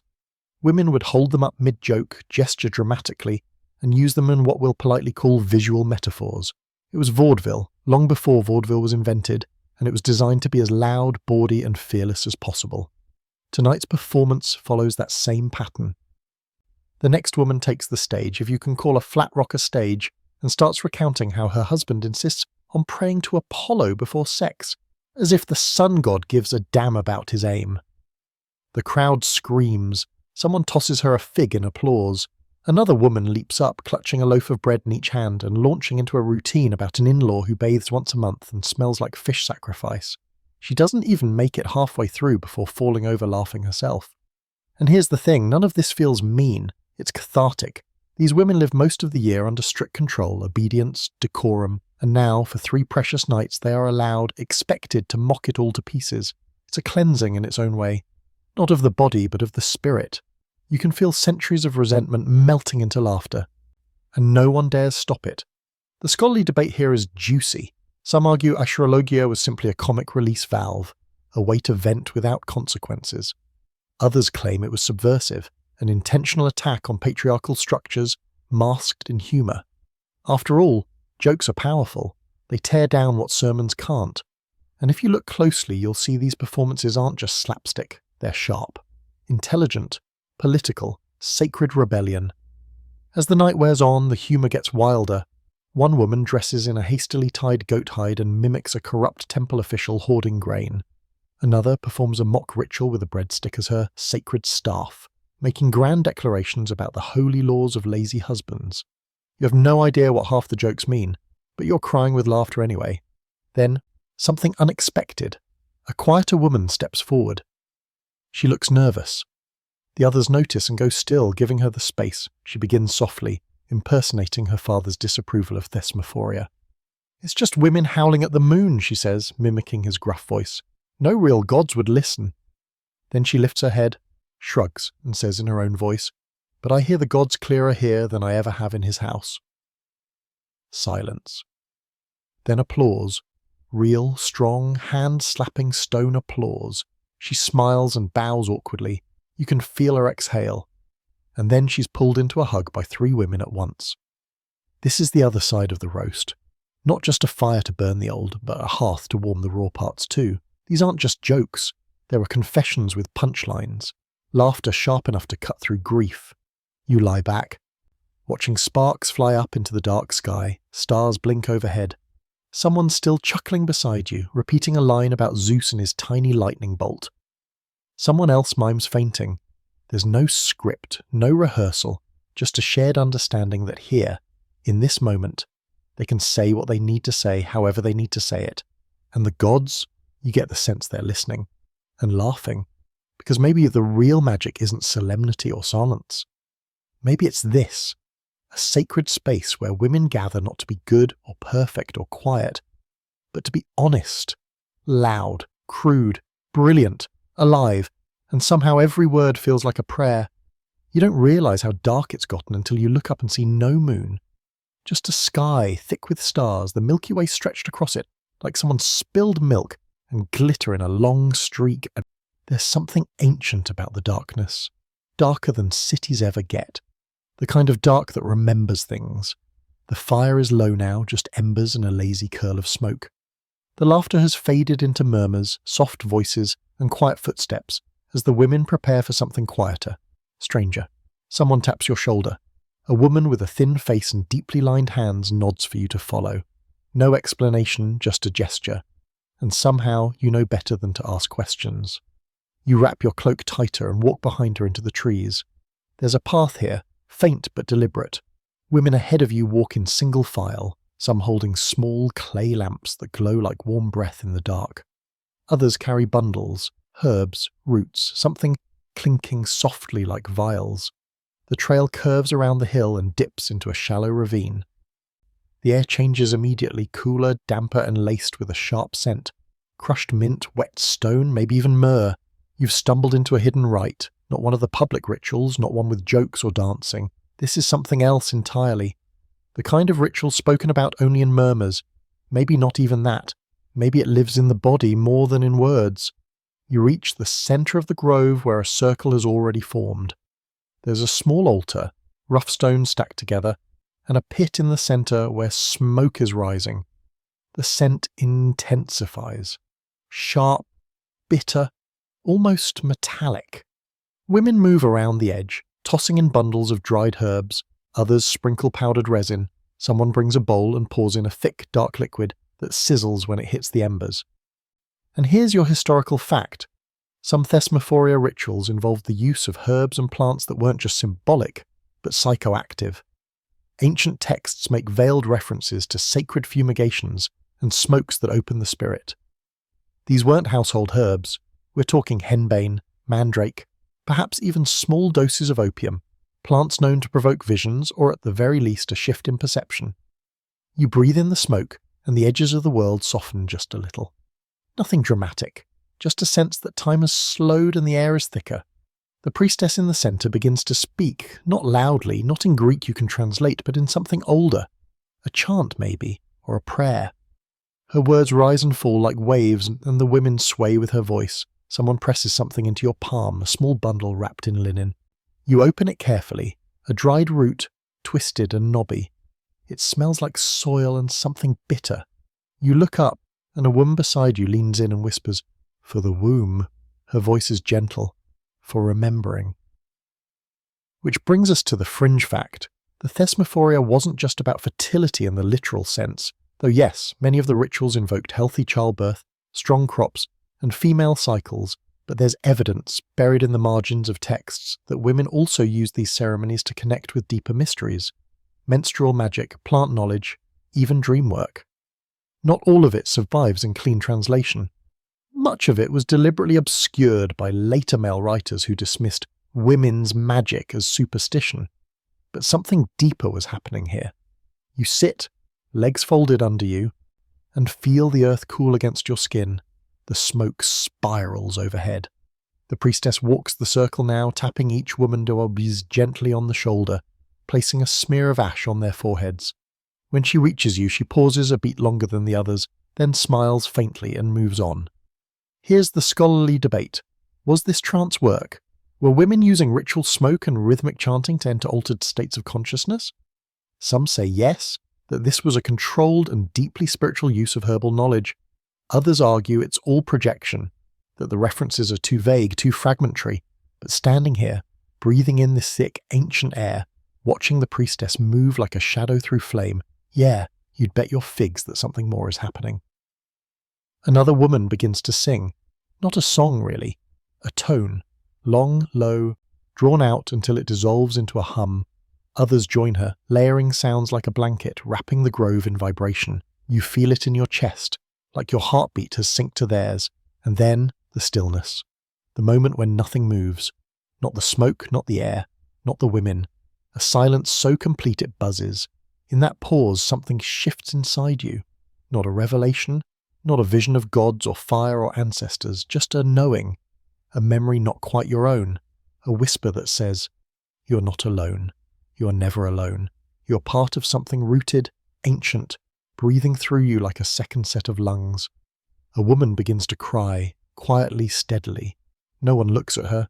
No one tries to stop her. Her tears fall onto her lap, soaking into her cloak like rain into soil. Another woman takes her hand. That's it. No speeches. No fixing, just presence. The ritual doesn't end exactly. It fades. Women rise slowly, stretching limbs, brushing dirt from their skirts. Someone offers a cup of water. Another helps relight the clay lamps. They begin the walk back without fanfare, stepping over roots and through the trees as if waking from a shared dream. You follow, heart heavy but light at the same time. It's hard to explain. It wasn't magic in the wand-waving sense. It was something quieter, a kind of remembering. Back at camp, a few fires still burn. Women speak in low voices, or not at all. A girl picks through the ashes of the hearth, looking for a warm coal to reheat her tea. No one interrupts the quiet. The wind is soft, the sky is enormous. You sit beside a fire and wrap yourself in your cloak. You look down at your hands and realize they're still stained with ash. You don't wipe it off. Somewhere deep inside you, a little part of the world has been reordered. Not changed, just seen. And that may be the most sacred thing of all. You wake to trouble, not loud, not screaming, not a fire racing through camp, but a sharp shift in the air that's impossible to ignore. There's tension, an edge to the silence. No one's laughing, no one's singing. The usual morning sounds, chatter, stretching, the soft rustle of cloaks are missing. Instead, you hear urgent whispers and the unmistakable hush of people trying not to be seen. You sit up slowly, blinking into the rising sun. The hillside still looks peaceful, olive trees casting long shadows, fire pits cooling, garlands drooping from last night's smoke. But the women are clustered in tight groups, heads bowed. One woman waves you over with 2 fingers and an expression that says, "Don't ask questions, just move." You follow her into a grove where a ring of women stands around a young girl, no more than 16. She's shaking, not with cold but with rage. Her hands are clenched, her eyes blaze. She's saying something quickly, and though you catch only fragments, it's enough. He followed. He watched. I saw him hiding. The other women murmur and curse under their breath. You catch words like spy, violation, disrespect. One woman spits into the dirt. Another snaps a fennel stalk clean in half. It's clear. A man has come too close. Maybe closer than anyone's allowed. Here's your historical fact. Men were strictly forbidden from entering the Thesmophoria. This wasn't a polite boundary. It was a legal one. In Athens, any man caught sneaking into the sacred women's area could be fined, publicly shamed, or worse. The festival was not just private, it was protected. The sanctity of its secrecy was central to its power. So what happens when someone breaks that? You're about to find out. The girl's story spills out in broken pieces. She saw movement in the trees, a shape too large to be a woman. She followed it quietly, heart pounding, saw the man, face shadowed, watching from a distance. When he realized he'd been spotted, he ran, and now the whole camp is on alert. Which brings us to today's fringe fact. There are multiple ancient sources, plays, letters, even bits of courtroom rhetoric that reference men attempting to spy on Thesmophoria. Some were caught, some were punished, and one play by Aristophanes, Thesmophoria as you say, even turns it into comedy, featuring a man in drag trying to infiltrate the women's festival. It's ridiculous, exaggerated, and very telling. Because even if played for laughs, the fear is real. What are the women doing in there? What do they know? What if it's not all harmless dancing and cakes? You can see it now, playing out in real time. A kind of sacred defense mode kicks in. The older women spring into action, organizing a search. They move quickly but calmly. No chaos, no yelling. Just firm orders, split into groups, fan out. You follow one of them down a path that leads toward the base of the hill. No sign of a man, just trampled grass, broken fennel stalks, and the distinct feeling of being watched. The search doesn't last long. He's already gone. Whoever it was knew not to linger. But the damage is done. Not physically, thank the gods, but symbolically. The spell has been cracked. Just a little. The trust of the boundary has been scratched. And here's where the scholarly debate rises again. Was the women's secrecy during Thesmophoria about protection or power? Some argue it was meant to shield women from harm in a patriarchal society.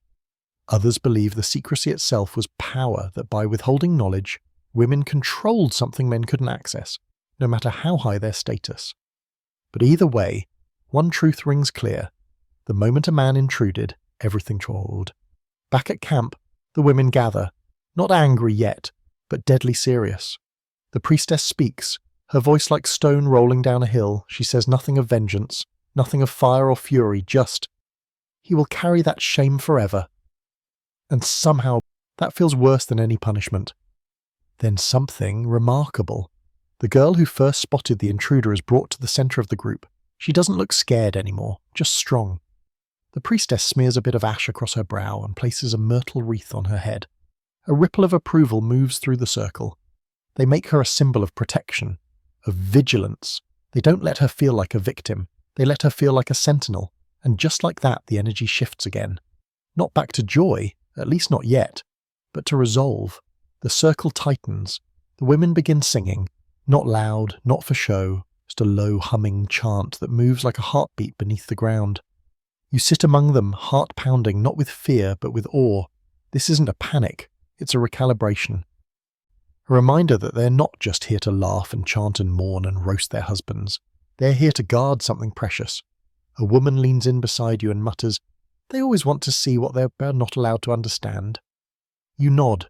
She smiles, but it's not soft. Good thing we know how to make them sorry. And here's the real power of it. The man is gone, but they don't waste energy cursing him. They fortify the boundary. They reroute themselves in ritual. And later that night, when the fires are lit again and the laughter returns, slightly sharper maybe, but still whole, it's clear that Thesmophoria hasn't been broken. It's been reinforced, because secrecy isn't just a wall, it's a choice. And these women, they know exactly what they're choosing to protect. By now, the rhythm of the festival feels like breath, inhale, exhale, build, release. You've moved through mourning, feasting, laughter, trance, even dark fear. But today, something heavier hangs in the air. Not dark exactly, just charged. Like the moment before a storm when even the birds get quiet. The morning rituals are quieter, more intentional. The women gather near the largest altar, arms full of grain, fig leaves, olive branches, and clay figures shaped like wombs and phalluses. Offerings, yes, but also symbols. Every item placed is a prayer, a coded message, a wish for balance and bounty. You'd approach, watching as they arrange their gifts in perfect artful chaos. A woman kneels beside the altar and carefully presses her forehead to the ground. Another closes her eyes and places a small handmade statue of a mother, nursing a child next to a carved piglet. It's not just religious, it's political. It's biological, it's everything. Because today is the heart of the ritual cycle, the moment the women of Thesmophoria believe they can influence the future. Not metaphorically, not as metaphor, literally. Here's your historical fact. Thesmophoria was directly tied to agricultural cycles, and participants believed their actions affected the fertility of the earth. The decayed remains they unearthed, the sacred jokes, the fasting and feasting, it all had purpose, not superstition, but sacred cause and effect. What they did here in secret would ripple outward into the fields, the womb, the world. This wasn't symbolic, this was power. And now for the fringe fact, some ancient sources suggest that the women believed their behaviour at Thesmophoria could impact not only crops and childbearing, but politics and war. If the women were out of alignment with Demeter, if the rituals weren't honoured, the city itself could fall into chaos. Earthquakes, famine, lost battles, which is why during these few days, women wielded the kind of influence they were denied the rest of the year. The gods listen to them now, and yes, the scholars bicker. Some call this ancient propaganda, an effort by religious leaders to keep women loyal by offering a sliver of power once a year. Others argue it was the opposite, the women's own system, older than the temples, older even than Olympus, a matriarchal logic holding firm beneath patriarchal paint. The priestess arrives at the altar and lifts a vessel of wine, not to drink but to pour. Slowly she tilts it, letting the deep red liquid spill over the offerings. It seeps through fig leaves, pools around the clay figures, and darkens the soil at the base of the stones. It looks like blood. It smells like summer. She speaks now, not loudly but clearly. Her words are part prayer, part command, a promise made to Demeter and Persephone, but also to the women around her. We do this so life may return. We offer, not because we are weak, but because we know how to give. Others repeat her words, not in perfect unison, but in rhythm. It's more drumbeat than chorus. Their voices stack, blend, rise. One woman begins to weep, and another places a hand on her back. No drama, just solidarity. You watch as women come forward in turn, placing their hands on the altar, whispering words you can't hear. Some smile, some close their eyes. One young woman cradles a bundle of fennel like an infant before placing it gently at the base. You understand, in that instant, that not every offering here is for something new. Some are for things already lost, and that's the real weight of it. This isn't a festival about gain. It's about exchange. The women aren't demanding miracles, they're offering their bodies, their time, their laughter, their grief, all in the hope that the world will return the favour, that their crops will grow, that their children will be born healthy, that their city won't crumble, that life will somehow go on. Later the mood lightens, but their purpose lingers. You sit in a shaded patch while women take turns telling stories about births, harvests, and strange signs from the gods. One swears her olive tree bled last year after her son was born. Another tells of a dream where her grandmother handed her a grain of barley, the size of her palm. Another woman recounts the year her daughter miscarried and how her own fig tree refused to fruit that season. You realise something. These women aren't just talking. They're weaving a map, tying their bodies to the land, their stories to the sky. They don't separate the personal from the environmental. Your womb and your wheat field are either both flourishing or both grieving.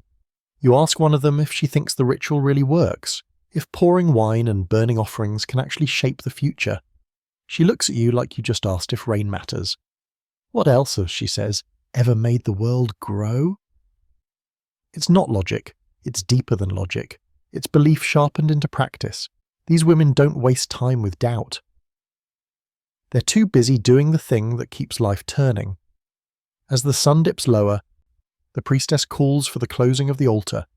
The last handfuls of barley are scattered, and a circle forms around the stones. Women hum, arms linked. A few hold hands. The final prayers are offered, not to beg, but to affirm. The work is done. The offering has been made. Now they wait. And as you step back from the circle, you catch a glimpse of something carved into the altar's edge. Faint, worn by years of weather and fingers and wine, but still visible. It's not Greek. It's older. Pre-literate. Just a spiral. A symbol for cycles. For return. Because that's what this is, after all. A promise. Not that everything will be easy, but that everything will begin again. By dusk, the sky is a molten wash of gold and violet, with clouds smearing across the horizon like lazy brushstrokes. It's quiet, not silent, but settled. The festival has slowed into something softer, deeper. No dancing now, no roasts, no pig-shaped pastries flying through the air. The jokes have quieted, and so have the women. You're sitting at the edge of camp near a circle of stones that wasn't here before. It must have been built during the day, low, rough, but precise. With small tokens placed between the cracks, bits of fennel, a coil of dark hair, a tiny clay vessel sealed with wax. Someone has drawn symbols in the dirt nearby. Spirals, stars, and a figure with outstretched arms. Not gods, not quite. Ancestors. One of the older women approaches with a smouldering torch and plants it in the ground. Then another. Then another. Before long, the area glows faintly orange, like the embers of a fire that hasn't quite died. Women begin to gather, moving in slow, deliberate steps. Their garments are different now, draped in darker tones, with strips of cloth tied around their arms and heads. Mourning wear, but not fresh mourning. This is ritual mourning, chosen, measured. Tonight is for the dead. Here's your historical fact. Although Thesmophoria is primarily remembered as a fertility festival, grain, rebirth, sacred pig guts and all, there's a lesser-known element woven into it. Communication with the underworld. Some scholars believe that one phase of the festival, often overlooked or half erased in written records, involved honouring the dead, not in grief, but in partnership.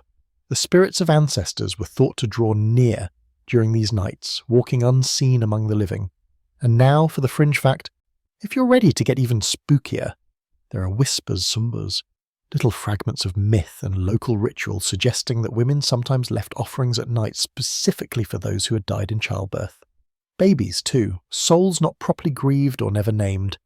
In some regions, these souls were seen not as lost, but as guides. They stood between the world of the living and the dead, close enough to be heard if you knew how to listen. Tonight, Partied, the women are listening.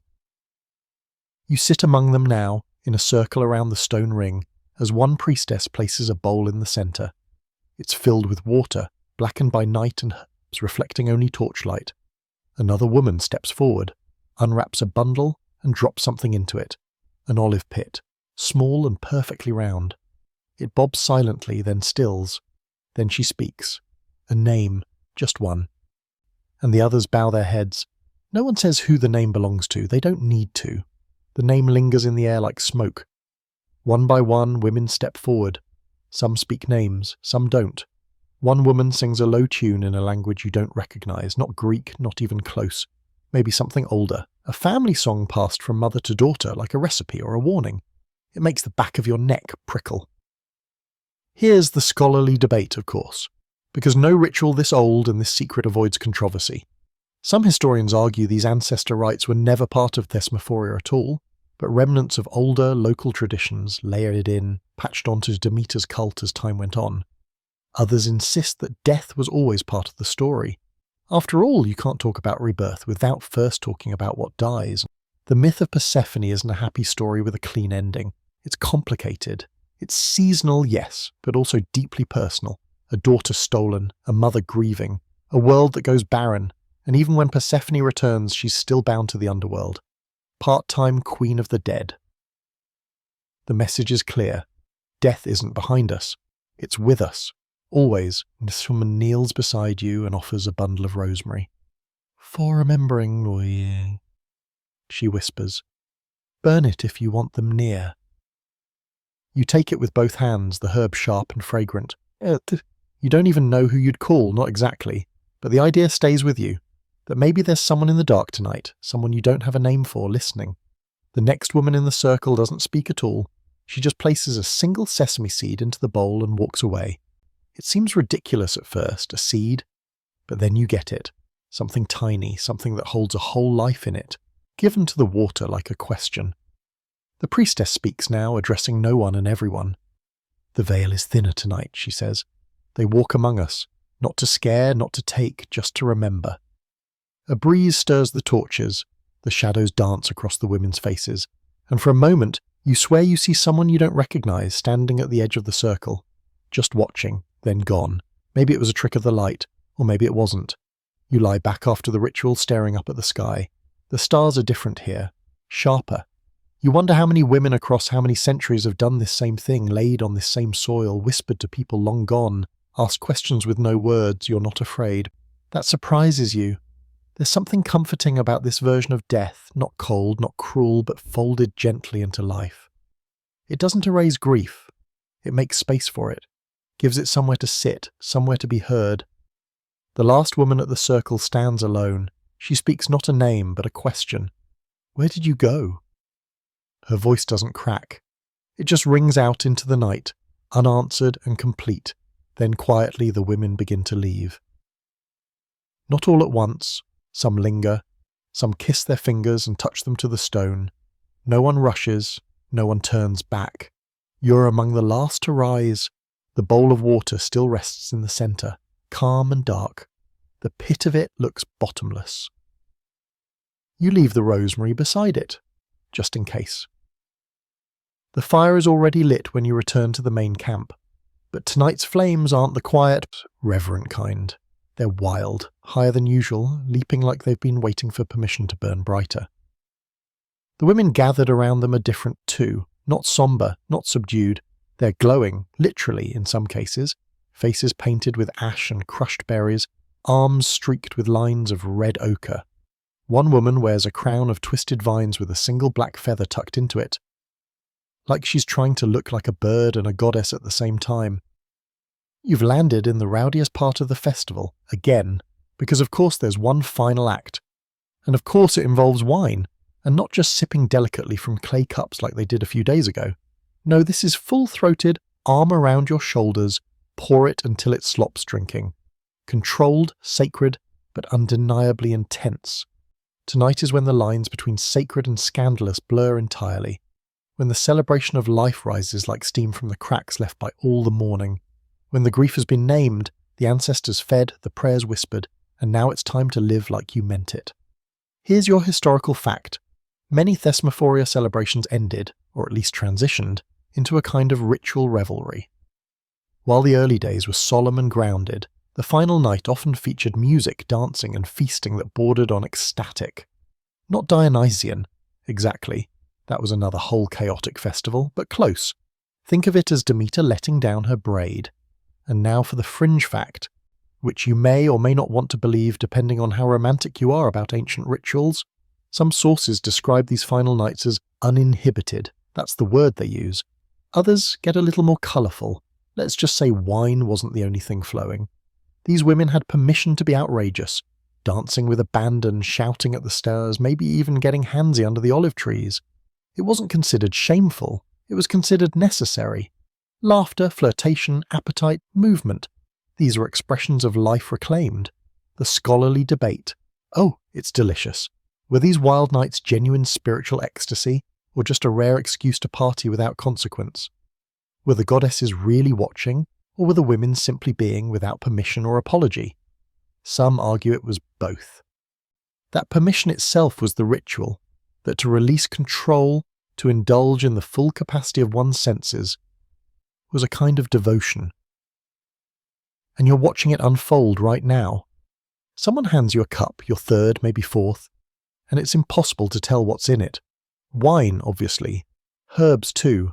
A splash of honey. It smells like smoke and fennel and something slightly medicinal, which might explain why your thoughts feel a little lighter, a little slower. Women begin to dance, not in formation, not for anyone but themselves. Bare feet stomp the dust, arms swing wide, hair whips through the air. There's no rhythm, yet somehow there's music in everything. Someone beats a drum made from stretched hide, another shakes a gourd filled with seeds. You lose count of how many women are spinning now, 10, 20, more. You join them. It feels inevitable. You're caught in the undertow of movement. Your feet remember before your mind catches up. The ground is cool and forgiving beneath you. You stretch your arms up to the sky and shout. Not words, just sound. Just the noise your body makes when it's been carrying too much. And it answers. The women around you cry out too. Laughter and grief swirl into one thing. Someone stumbles, someone else catches her. Someone starts chanting nonsense words, and the rest join in like it's the most profound poetry they have ever heard. And maybe it is. At the edge of the firelight, two women kiss, no one looks twice, no one claps or whistles. It's not a spectacle, it's just another expression of joy. Two bodies saying, yes, we are still here. You break away from the crowd for a moment to breathe, heart thudding. The wine is making everything glow at the edges. You sit in the dust and watch the flames leap into the sky, and you wonder if the gods ever envied this. Not the offerings, not the prayers, but the freedom. A woman collapses next to you, panting, her face slick with sweat and streaked with berry juice. Gods, she says, catching her breath. My legs haven't moved like that since the last eclipse. She cackles and leans against you like an old friend. You don't even know her name. You don't need to, because that's what's happening here. Names have loosened. Categories too. You're not visitor or outsider anymore. You're one of a person who understands that sometimes survival requires a little chaos. That joy is a kind of resistance. Another woman stands on a stone and shouts, "To Demeter, who mourns." The crowd cheers. She raises her cup again, louder. "And to Persephone, who returns." The roar that follows shakes the trees. More wine, more fire. The dance continues, and you realize that all of it, every phase, every ritual, every body swaying under the stars has been leading to this. To the moment when joy is no longer a performance but a reclamation. Here, in the soft madness of sacred celebration, you see it clearly. The women aren't escaping their grief. They're honoring it. They've held it, named it, buried it in the ground. And now they're dancing on that same ground, not to forget but to bless it. To remind the earth that they are still here, alive, and laughing. By morning, everything smells like smoke, wine, and the kind of sweat that only comes from dancing too hard and sleeping in your clothes. The camp has that after-party hush, the kind where people move slower, voices drop an ayudov, and you can tell by the way someone rubs their temple that the wine hit a little harder than they expected. Even the birds seem to chirp more cautiously. You're sitting by the ashes of the fire, sipping lukewarm barley tea, watching women shake out their cloaks and rinse their faces with cool water from a basin, someone thoughtfully scented with mint leaves. Last night is a blur, but not the kind you want to forget, the kind you want to relive, or maybe carry with you, like a smooth stone in your pocket. One woman walks past you still barefoot, her robes dust-streaked, her wreath lopsided. She looks like she's just returned from war or childbirth or maybe a particularly dramatic dinner party. She winks at you, says, "Well, now we've all survived ourselves," and keeps walking. And that's exactly what this next phase feels like survival, but not the white-knuckled, teeth-clenched kind. This is survival through connection, through code, through a kind of sisterhood forged in fire, fasting, fart jokes, and spiritual excavation. Today is for what's left over. Here's your historical fact. Thesmophoria was famous not just for its ceremonies, but for its tightly held secrets. Women who participated were sworn to silence, not just about the rituals, but about the inner workings of the festival. Who said what, who broke down crying, who made what offering.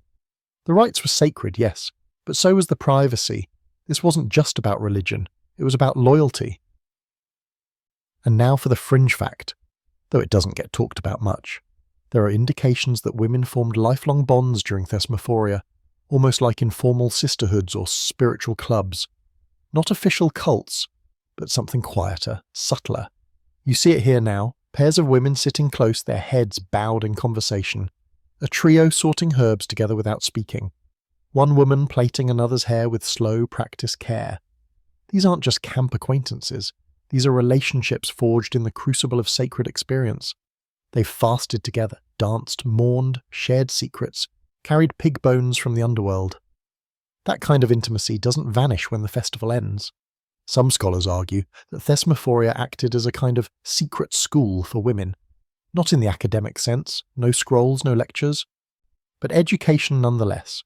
Through storytelling, ritual, jokes, and observation, women passed on knowledge that the official curriculum ignored: herbal medicine, birth practices, mourning customs, protection spells, even subtle strategies for dealing with marriage, men, and beardhood. It was mentorship without the name, sacred apprenticeship, and you see it happen right in front of you. A younger woman kneels beside an elder and asks how to grind rue into powder without killing its potency. The older woman grins and says, "First, you hold your breath." Then she shows her, hands moving with the ease of 1,000 repetitions, no fuss, no pride, just a gift being passed. And all of it is held together by code.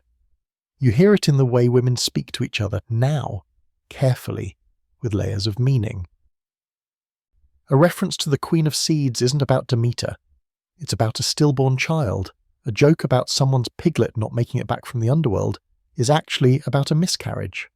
But no one says that outright. The language protects them, wraps grief in metaphor, turns pain into poetry.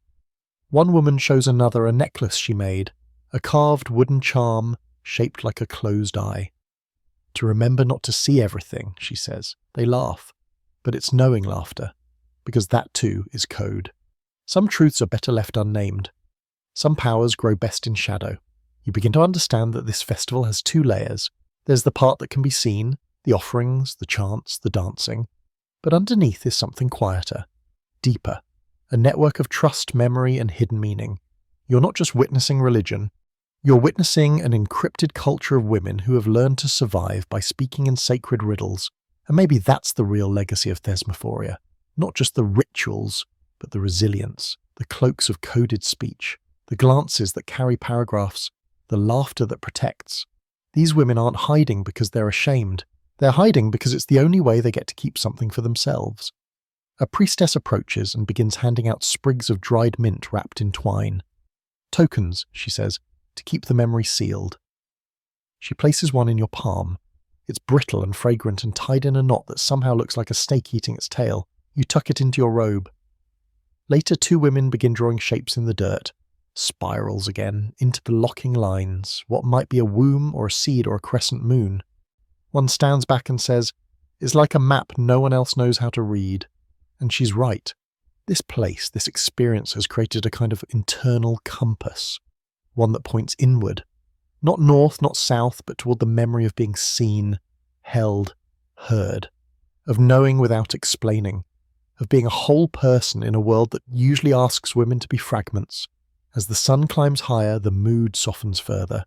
The camp becomes a tapestry of slow goodbyes, embraces held longer than usual, quiet tears wiped away with calloused fingers. No ceremony, no trumpets, just parting. Because Thesmophoria doesn't end with a bang, it dissolves, back into daily life, back into invisibility in some ways, but not entirely, because the bonds made here don't break. They bend, they stretch across seasons and marriages and births and deaths. They form invisible threads between doorways and kitchens and city walls, little glimmers of sacred code hidden in plain sight, and you, lucky witness, are now wrapped in that code too, even if you never speak of it again, especially if you don't. By the time the final fire is lit, the sky has gone soft and colourless, as if even the heavens are exhaling with you. There's no fanfare, no dramatic farewell, just a slow convergence of bodies, feet shuffling through dust, hands brushing dirt from skirts, eyes tired but awake in a way that feels bone deep. The women gather not to celebrate now, not even to grieve, but to perform one last act. One last ritual that feels like a paradox, to enact death in order to affirm life. You find yourself near the edge of the assembly, shoulder to shoulder, with women you've wept with, danced beside, fasted alongside, and maybe even whispered your own name to under starlight, and now you're all part of something eerily quiet. In the centre, a platform has been built, low, made of flat stones and dry wood, decorated with fennel and laurel. A large cloth-wrapped figure lies atop it, not a real body, but not a mere symbol either. It's shaped like a woman, rounded and full, woven with straw and ash, its face painted with ochre in a pattern that suggests eyes closed in sleep. The figure represents Demeter, or Persephone, or maybe every woman here. That's the thing, you're never quite sure. The identity shifts depending on who you ask or how you're feeling. It doesn't matter.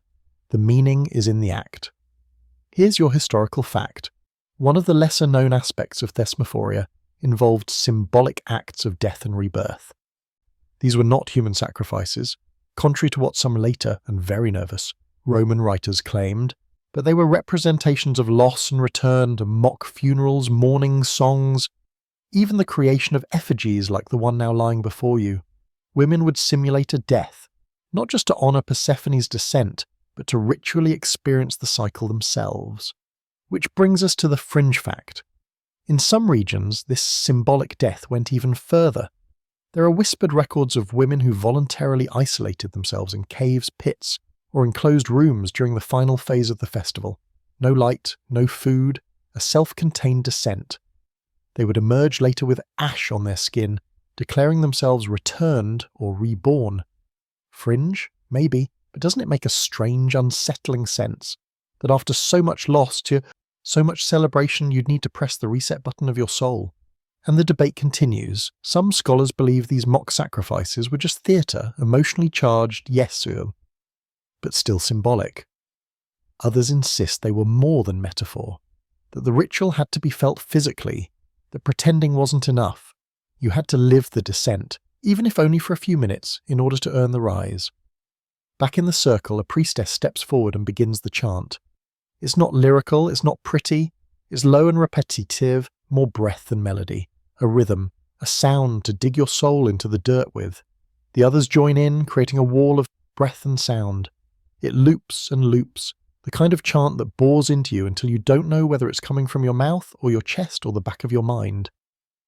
The figure on the platform is lifted, gently, reverently, carried through the circle as if it weighs more than any of them can bear alone. The chant continues, louder now. One woman begins to wail, long, deep, from somewhere inside her that sounds older than she is.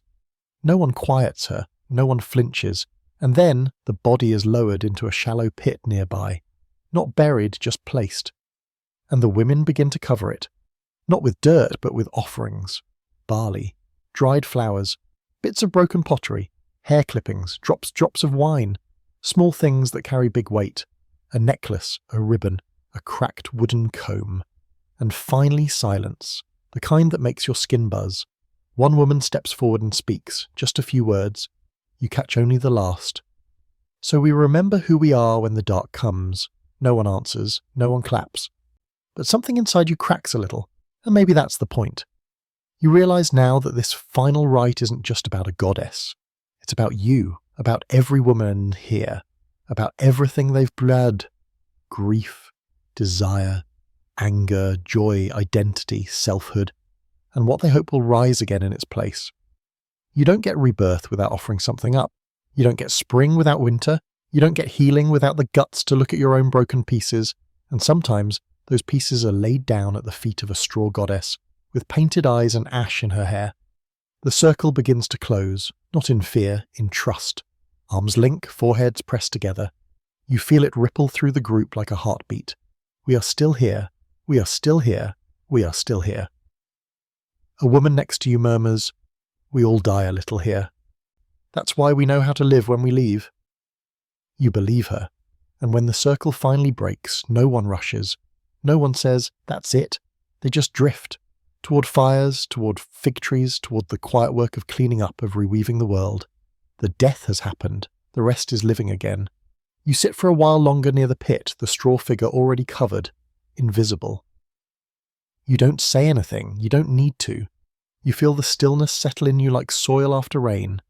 And you wonder, when you return to your world, your job, your name, your routines, will something of this stay with you?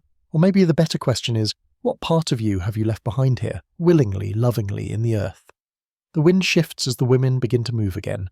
Not in a rush, not with ceremony, but with the quiet, grounded calm that comes after something sacred has passed through. There's no formal announcement that the ritual is over. It just dissolves. as if it was never about the spectacle in the first place. What remains now are gestures, women brushing soil from their hands, standing and stretching their backs, some sitting in companionable silence with arms draped across each other's shoulders. You wander away from the main circle, needing air, space, something less heavy, but what you find isn't exactly light. You stumble across a smaller gathering, tucked near the edge of the grove where the olive trees grow wilder. Here a group of women are sitting in a circle on the ground, not in prayer, not in mourning, but in deep conversation. You don't even try to blend in this time. You just sit down, knees drawn up, hands in your lap, and listen. One woman is speaking softly, drawing lines in the dirt as she talks. "We are made of wombs and stars," she says, "and we forget that. We forget that the same force that pulls Persephone down also draws the moon." The others nod. This isn't metaphor for them. It's not poetry, it's truth. Tonight, the topic is cosmic. No piglets, no barley, no flatulence jokes. This is wombs and cosmos, the stuff you weren't quite ready for until now.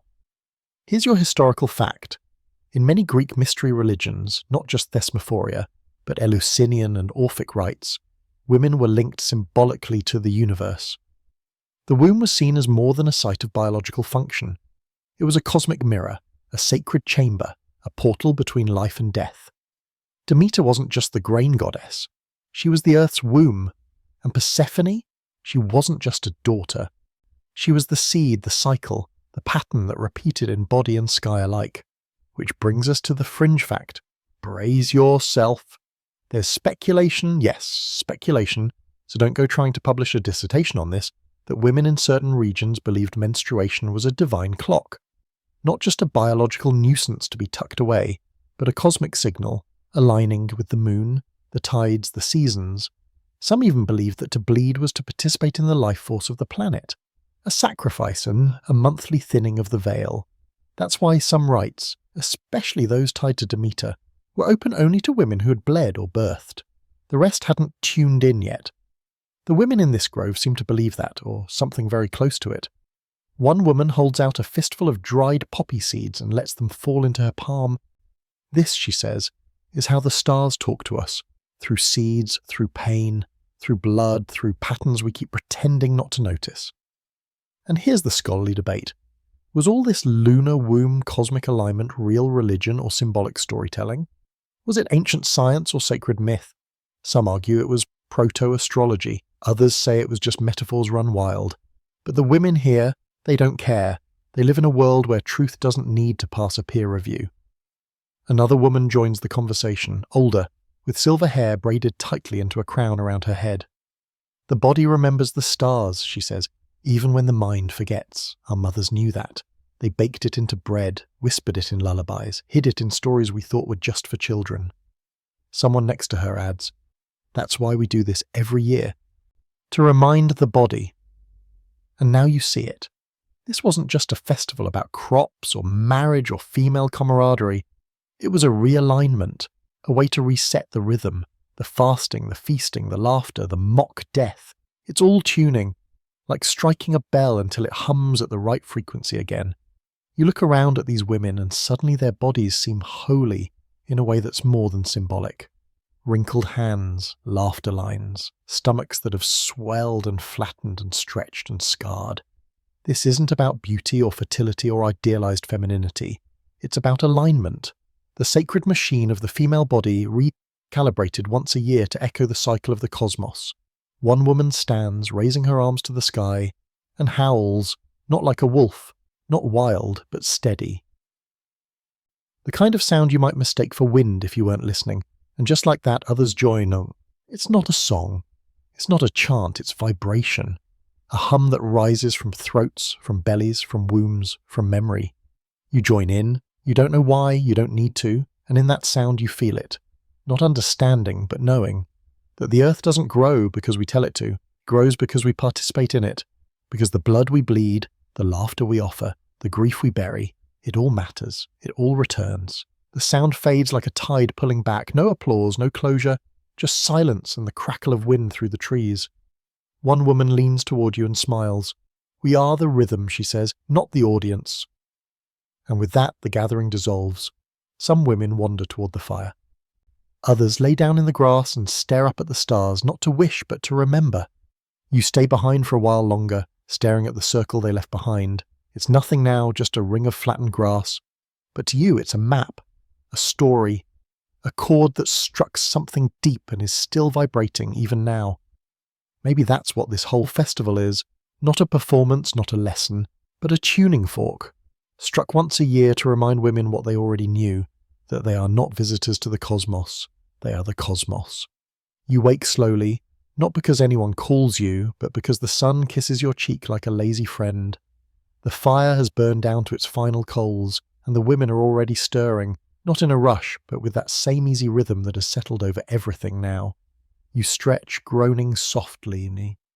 The soreness in your legs a gentle reminder of how much dancing, walking and crouching you've done in the past few days. Your hair smells like ash and fennel. Your hands still carry the dust of yesterday's rituals. You are, for all intents and purposes, thoroughly marinated in the sacred. But even now, even here, the work isn't quite finished. Across the grove, a cluster of women are gathering herbs, bunches of rue, lavender, rosemary, and something purplish you can't name. Others are preparing small satchels, cloth bundles knotted with coloured thread. Some are mixing pastes in clay bowls, one dark and sticky like molasses, another the colour of rusted iron. A familiar scent hits you as you pass one group. It's unmistakable. Blood. Not human, but close enough. Maybe goat or ox, mixed with crushed berries and wine. And something else. Sharper. You've stumbled into the final act of inner power, the rituals no one talks about openly. The ones passed from woman to woman in quiet tones.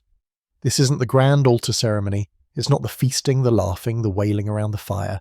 This is spell work, folk magic. And yes, menstrual blood. You knew it was coming. It had to. Here's your historical fact. Though official records of Thesmophoria are carefully curated, there's ample evidence that women used this time to practice forms of low magic, charms for protection, herbs for healing or miscarriage prevention, fertility boosts, and even hexes. They weren't scribes or priests in the formal sense, but they knew things hidden in the ground, in cycles, in the body. Things the men of Athens wrote off as superstition, but still whispered about when illness came or when their crops failed. And here's your fringe fact, and it's a bold one. There are whispers, passed through generations and even some surviving texts, that menstrual blood was considered not just potent, but divinely potent. Not dirty, not shameful, but powerful, especially during Thesmophoria. Some women would mix it with wine or ashes to mark doorposts, or smear it across stones, or even, brace yourself, anoint their own foreheads. Not as display, as invocation. As a way to become Demeter, become Persephone, become the one who dies and returns and carries the world in her body like a buried seed. The scholarly world? Oh, they argue. Some claim these rites were symbolic at best, allegories for fertility and nothing more. Others, usually digging into ethnographic evidence or marginal cult practices, insist it was real, functional, a lived magic rooted in the everyday rhythms of the body. Either way, you're watching it unfold now. One woman sits cross-legged on a mat, drawing a spiral on her stomach with a paste of clay and myrtle. Another sings softly as she grinds herbs into powder, occasionally flicking her fingers toward the east where the sun is climbing. A young woman cuts a thin line across her forearm, tiny, controlled, then mixes the blood with wine in a small bowl. She doesn't flinch, she drinks it. The woman beside her kisses her cheek. You don't ask questions, you just watch. A priestess comes near, carrying a bundle of cloth. She kneels beside you and opens it, revealing 6 small tokens. A pomegranate seed, a barley grain, a smooth white stone or a strip of dyed linen, a sliver of bone and a dried fig. She tells you to choose one without asking what it means. You reach out, hesitate, then take the stone, cold, slightly oval. It feels like it's been in a riverbed for 100 years. She nods, smiles faintly and says, "That's yours now, it remembers you." That's all. The other women begin to tie their spell bundles to trees, to staff handles, to the belts around their waists. Some bury them at the roots of the sacred grove. Others place them into shallow holes near the altar stones, whispering a word or two, sometimes a name, sometimes something unintelligible, private. You realize that none of this is for show. These aren't performance rituals. These are women making medicine out of memory. Another woman paints her feet with crushed berries and wine and dances in a slow, tight circle. Her eyes are closed. Her mouth moves without sound. You wonder what she's asking for, or if she's offering something instead. Someone nearby tells a story, half whispered, half chanted, about a woman who saved her own child with fennel tea and a line of salt across her doorstep. Another speaks of a birth gone wrong, turned right again, with poppy seed oil and ash drawn into a spiral on the mother's belly. None of this is in the official records, but it should be. It's survival. It's wisdom older than writing, carried in hips and hands and breast milk and blood. And it's not just about healing. Some of these spells are fierce, sharp, you catch a word here and there. Banish, cut, forget. Not every memory is a gift, not every ghost deserves a name. Thesmophoria is about rebirth to yes, but that means choosing what not to carry forward. You think again of menstrual blood, the most taboo of substances in the ancient world, and yet here, it's sacred. The women treat it like ink from the gods, a signature of the earth itself. They use it with intention, not shame, not hidden, honoured. They smear it onto stone, into fire, across their bellies. They understand that life doesn't begin clean. It begins in blood and darkness, and that's nothing to be afraid of. Eventually the bundles are placed, the songs fade, and the women begin to wash their hands in silence. The sun is almost fully up now, painting the ground gold and softening the shadows between trees. One woman turns to you and says, "The spells don't always work the way we think they will, but they do work." She taps your chest lightly with her finger. "Especially the ones that begin in here." You don't say anything, you just nod. Because if you've learned anything by now, it's this. Not all power is loud. Not all rituals come with trumpets and temples. Sometimes the most dangerous, most beautiful magic is made in quiet corners. Between women who know, who remember, who bleed, and who have stopped apologizing for it. Later that day, just when you've started to think it's over, that the final chants have been sung, the last offerings buried, the wine jugs emptied, someone calls out across the hilltop. A sharp trill, more bird than voice, echoed a moment later by another and another. You sit up. It's a call you haven't heard before. Not the rhythmic chanting of rituals, not the casual songs of the morning cook fires. This sound cuts clean through the air, playful and commanding at once. Women are gathering again, but this time there's a different energy entirely. Lighter, curious, and with cloaks slung loosely over one shoulder, others barefoot, carrying baskets as if they are headed to a friend's house instead of a sacred rite. You follow, heart rising with a strange thrill. This doesn't feel like Athens, or even like the same Thesmophoria you've lived through for days. It's somewhere else entirely. Because you're travelling now. Not metaphorically. Actually, you're leaving Athens. Here's your historical fact. While Athens held the most famous and tightly documented version of Thesmophoria, the festival wasn't unique to that city. It was celebrated all across the Greek world, from the islands of the Aegean to the scattered city-states of Ionia to colonies as far west as Sicily. And in each place, it took a slightly different form. Sometimes 3 days, sometimes 5, sometimes pig sacrifices, sometimes none. What united them wasn't the details, it was the women. And now for the fringe fact, in some cities the local flavour of Thesmophoria leaned hard into the mystical. In Thessaly, for instance, women were rumoured to gather in caves believed to be portals to the underworld. In certain Sicilian cities, they reenacted Persephone's abduction with elaborate torchlit parades through the night. In Lesbos, yes, that Lesbos, the rituals were more musical, filled with lyrical poetry and maybe more than a little sensuality. Each version of the festival was an echo of the same song sung in a different key. The women you're with now are reenacting this wide-ranging tradition, but it's part ritual, part game. They call it the circuit, a playful mimicry of the pilgrimage between cities, as if reminding each other, sure, this isn't just our thing, it belongs to all of us.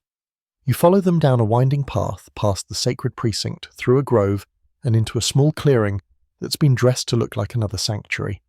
A pop-up temple, if you will.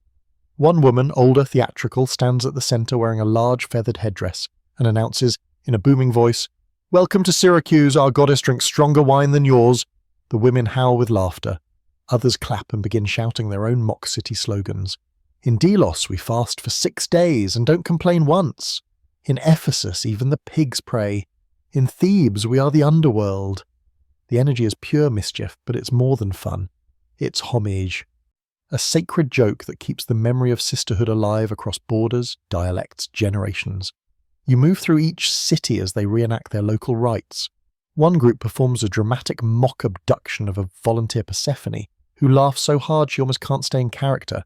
Another invites you to smear honey on your wrists and whisper a wish into the wind. In one city, they hand out ribbons that say, in inked Greek letters, "You survived the descent. Now don't forget the way back." It's silly. It's moving, it's both. This is where the scholarly debate gets fuzzy. Some argue that Thesmophoria was highly localized, that each city's version should be treated like an entirely different ritual. Others suggest that the differences were just surface level. The core myth, the female bond, the cyclical worship of fertility and death, remained constant across the map.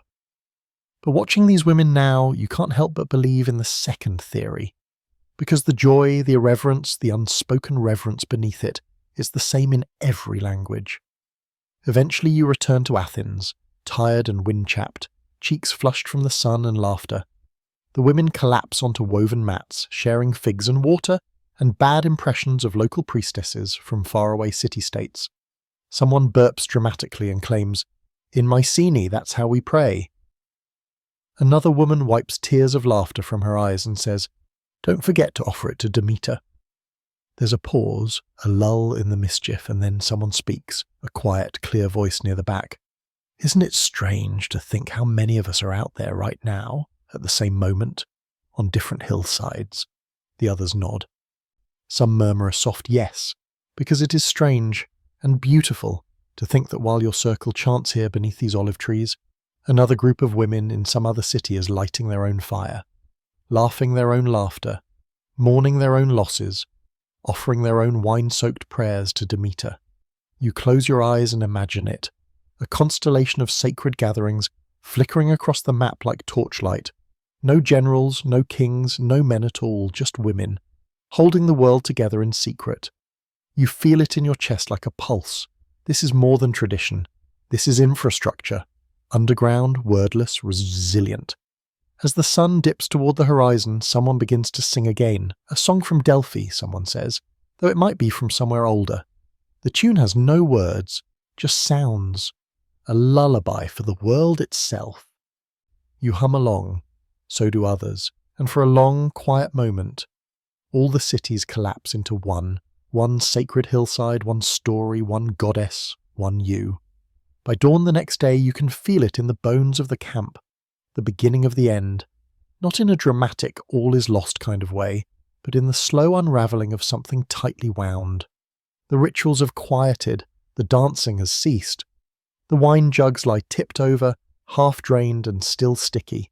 Some of the women are packing, folding up sleeping mats and gently brushing dirt off ceremonial cloaks. Others sit in small circles, not speaking, just resting forehead to forehead. You can hear sniffles, a few tired giggles, but mostly it's a kind of silence that says, "We don't want this to be over." And honestly, neither do you. But as you rise, stretch, and begin to walk the perimeter of the hillside that's become your entire world for the past several days, it hits you. Most of these women are returning to lives that won't make room for what just happened. They'll go back to households where they're expected to speak softly and stay inside. Back to husbands who think fertility is something you either have or don't. Back to cities that barely know their names. And yet here they were, dancing with the dead, joking about the gods, creating magic from herbs and blood and breath. This tension, you learn, is an ancient one. Here's your historical fact.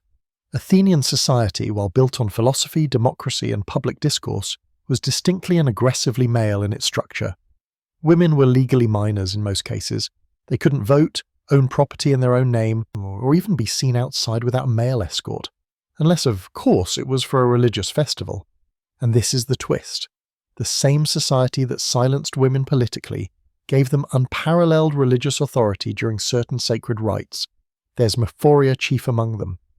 Which brings us to today's wonderfully hypocritical scholarly footnote, the Athenian double standard. Men could mock women, exclude them, write their plays without female voices, and still rely on women's rituals to ensure a successful harvest. No irony spared.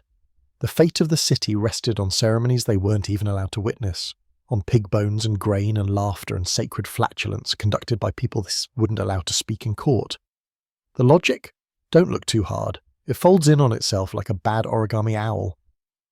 You're seeing it now in the way the women walk taller than before, not because they're trying to show off, but because they've remembered something. Maybe just for a moment, maybe just for these few days, but still, it matters. You overhear one woman say to another, "I feel like myself again." The other replies, "More like I met a part of me I didn't know before." Neither of them cries. They just smile. That's the kind of goodbye this is. And yet there's bitterness under it. A low, slow ache. You sit beside a woman tying up bundles of fennel and myrtle. "Souvenirs," she says, "to hang in the rafters at home." Her hands are strong and quick, but her face is tired. "I have to be silent again tomorrow," she says. "Back in the city. My husband thinks I just go here to cry and pray." You ask what she actually does here. She grins. "I become the goddamn soil." And there it is again. That spark. That beautiful weary rage that turns into wisdom when given enough space. This is what the city never sees. That these women carry power so quiet, it's mistaken for weakness. That their rituals aren't decoration, they're infrastructure. Thesmophoria is the pressure valve for a culture that otherwise has no place for female fire. But you feel it burning here. One woman, younger than the rest, maybe not yet a mother, walks up to an older priestess and simply says, "I'm scared." The older woman doesn't ask why, she just places a dried pomegranate in the girl's hands and says, "So was Persephone." No speeches, just trust, and a fruit that means death, sex, survival and spring all at once. You begin to wonder how many of these stories, these truths, have disappeared because no one bothered to write them down. Because only men had access to ink and scrolls. Because even the sacred was filtered through a lens too narrow to hold what actually happened on these hillsides. So here's your fringe fact. Nearly everything we know about Thesmophoria comes from outside. From comedy plays, from skeptical historians, from fragments of pottery and passing references in texts written centuries after the fact. The real knowledge, the real knowing, lives in gestures, jokes, bone memory, a touch on the shoulder, a chant passed from mother to daughter, the smell of fennel and ash in your hair, and maybe that's the power of it. You think of the men down in Athens debating justice and logos, waxing poetic about ideal forms. All the while, the real work, planting, praying, mourning, birthing, dancing, bleeding, is happening here, with no audience, with no applause, just women, doing what they've always done. You walk slowly through the camp, watching as the makeshift altars are taken down, the clay offerings buried one final time. Some women sing as they work, soft, wordless melodies that don't need to be remembered tomorrow. Others are already quiet, steeling themselves for return, and still, a few linger near the edge, staring down toward the city with unreadable expressions. Not longing, not fear. Something harder to name, something like defiance wearing a cloak of calm. You wonder how many men will recognize what's changed when these women come home. Probably none, but it won't matter. The spell has been cast, the earth has been fed, the cycles have turned. And in the silence of returning, they carry the noise of everything they've done here. Every chant, every joke, every tear. Not erased, just hidden, right where power loves to live. You're on your way down the hill now, feet sliding a little in the dust, cloak catching on low branches, the air heavy with the scent of olive bark and worn-out smoke. The festival is Spashnu, or at least the place where it happened is. But before you go, someone in your group says, almost too casually, "Want to see what the men do instead?" There's a pause. A few women laugh. Another rolls her eyes and mutters, "If you're looking for a nap, sure." Still, curiosity gets the better of you, and soon you're detouring down a narrow path toward a clearing you hadn't noticed before. Because to be fair, no one had really cared to look. This is where the male version of things happens, and it's not an exact equivalent, not a mirrored image. It's not even in the same emotional zip code. But it exists, kind of, sort of. It's called the Thesmophorian Andron, though no one uses that name out loud, mostly because it sounds like a rejected gladiator. This isn't a sanctioned event like Thesmophoria. There are no secret rites, no sacred scripts. It's not even an official festival. It's more like a reaction, a performance, a structured, well, let's be honest, a structured guess. Here's your historical fact. A few times in ancient Greek literature, especially in plays like Aristophanes' Thesmophoria Zeusae, men are shown trying to replicate or infiltrate women's sacred rituals, sometimes out of curiosity, sometimes to mock them, sometimes because they genuinely believe the city might fall apart if they don't. The irony? These portrayals were always written by men for men performed by men, and they almost always end in disaster. And now for the fringe fact, lean in. There were, in some rare cases, male-only religious groups that borrowed themes from Thesmophoria. These weren't meant to honour Demeter per se, but to imitate the mystery, the exclusion, the sense of hidden power. But without the blood, the earth, the grief, or the sacred flatulence, they ended up with, well, costumes, mostly costumes. You arrive at the clearing and immediately it feels different, less grounded, more theatrical. A group of men is there, standing around a makeshift altar. Tidy, symmetrical, bland. One is reading something from a scroll, another is holding a jug, but he's not drinking. He's describing what wine would taste like if they were allowed to drink it during the fast. They are apparently performing not having a good time. A few wear masks, exaggerated female faces, enormous eyes, painted lips. It's meant to be humorous, but it lands awkwardly, like a punchline that forgot what the setup was. One man struts forward in an imitation of a woman's walk, exaggerated hips and limp wrists, and the others chuckle. He shouts, "Behold, I bring the sacred piglet," and produces a clay pig so dainty and decorative it looks like it belongs in a child's toy chest. A few of the women beside you watch with arms crossed. One whispers, "He doesn't even know what the piglets were for." Another mutters, "They think it was a spa day." The men continue, now chanting a butchered version of a ritual they've clearly only ever heard about, not experienced. Instead of soil, they offer breadcrumbs. Instead of incense, a guy waves a fennel stalk like a wand. They don't kneel, they don't cry, they don't bleed, they don't descend, and maybe they know it. Or maybe they don't care. Maybe this is just their way of pretending they understand what they've been excluded from. A spiritual cosplay of something far more profound. The scholarly debate, predictable and long-winded. Some academics argue these parodies were affectionate, even reverent, a way of acknowledging the power of the Thesmophoria by trying to mimic it. Others see them as nothing more than mockery, attempts to defang what they couldn't control, to reduce 3 days of transformation into a few minutes of farce. Watching it now, you're leaning hard toward the latter. One man stumbles through a monologue about Demeter's sacred apron, comparing it to a dining cloth. Another insists that the goddess speaks only in riddles, then delivers a joke about husbands being the real sacrifice. It doesn't land. The women behind you are unimpressed. And here's the thing, you can tell they're not angry. They're bored. Because after everything you've seen, everything you've felt, this just looks like theatre. No soil under the nails, no sacred bundles, no tears smeared with ash, no pig bones lifted from the underworld and offered to the sky, no rebirth, just borrowed words and bad impressions. It makes you realise just how radical Thesmophoria really is, how bold, how utterly untranslatable to anyone who hasn't walked the path, laid the offerings, and watched the stars flicker from the earth's floor.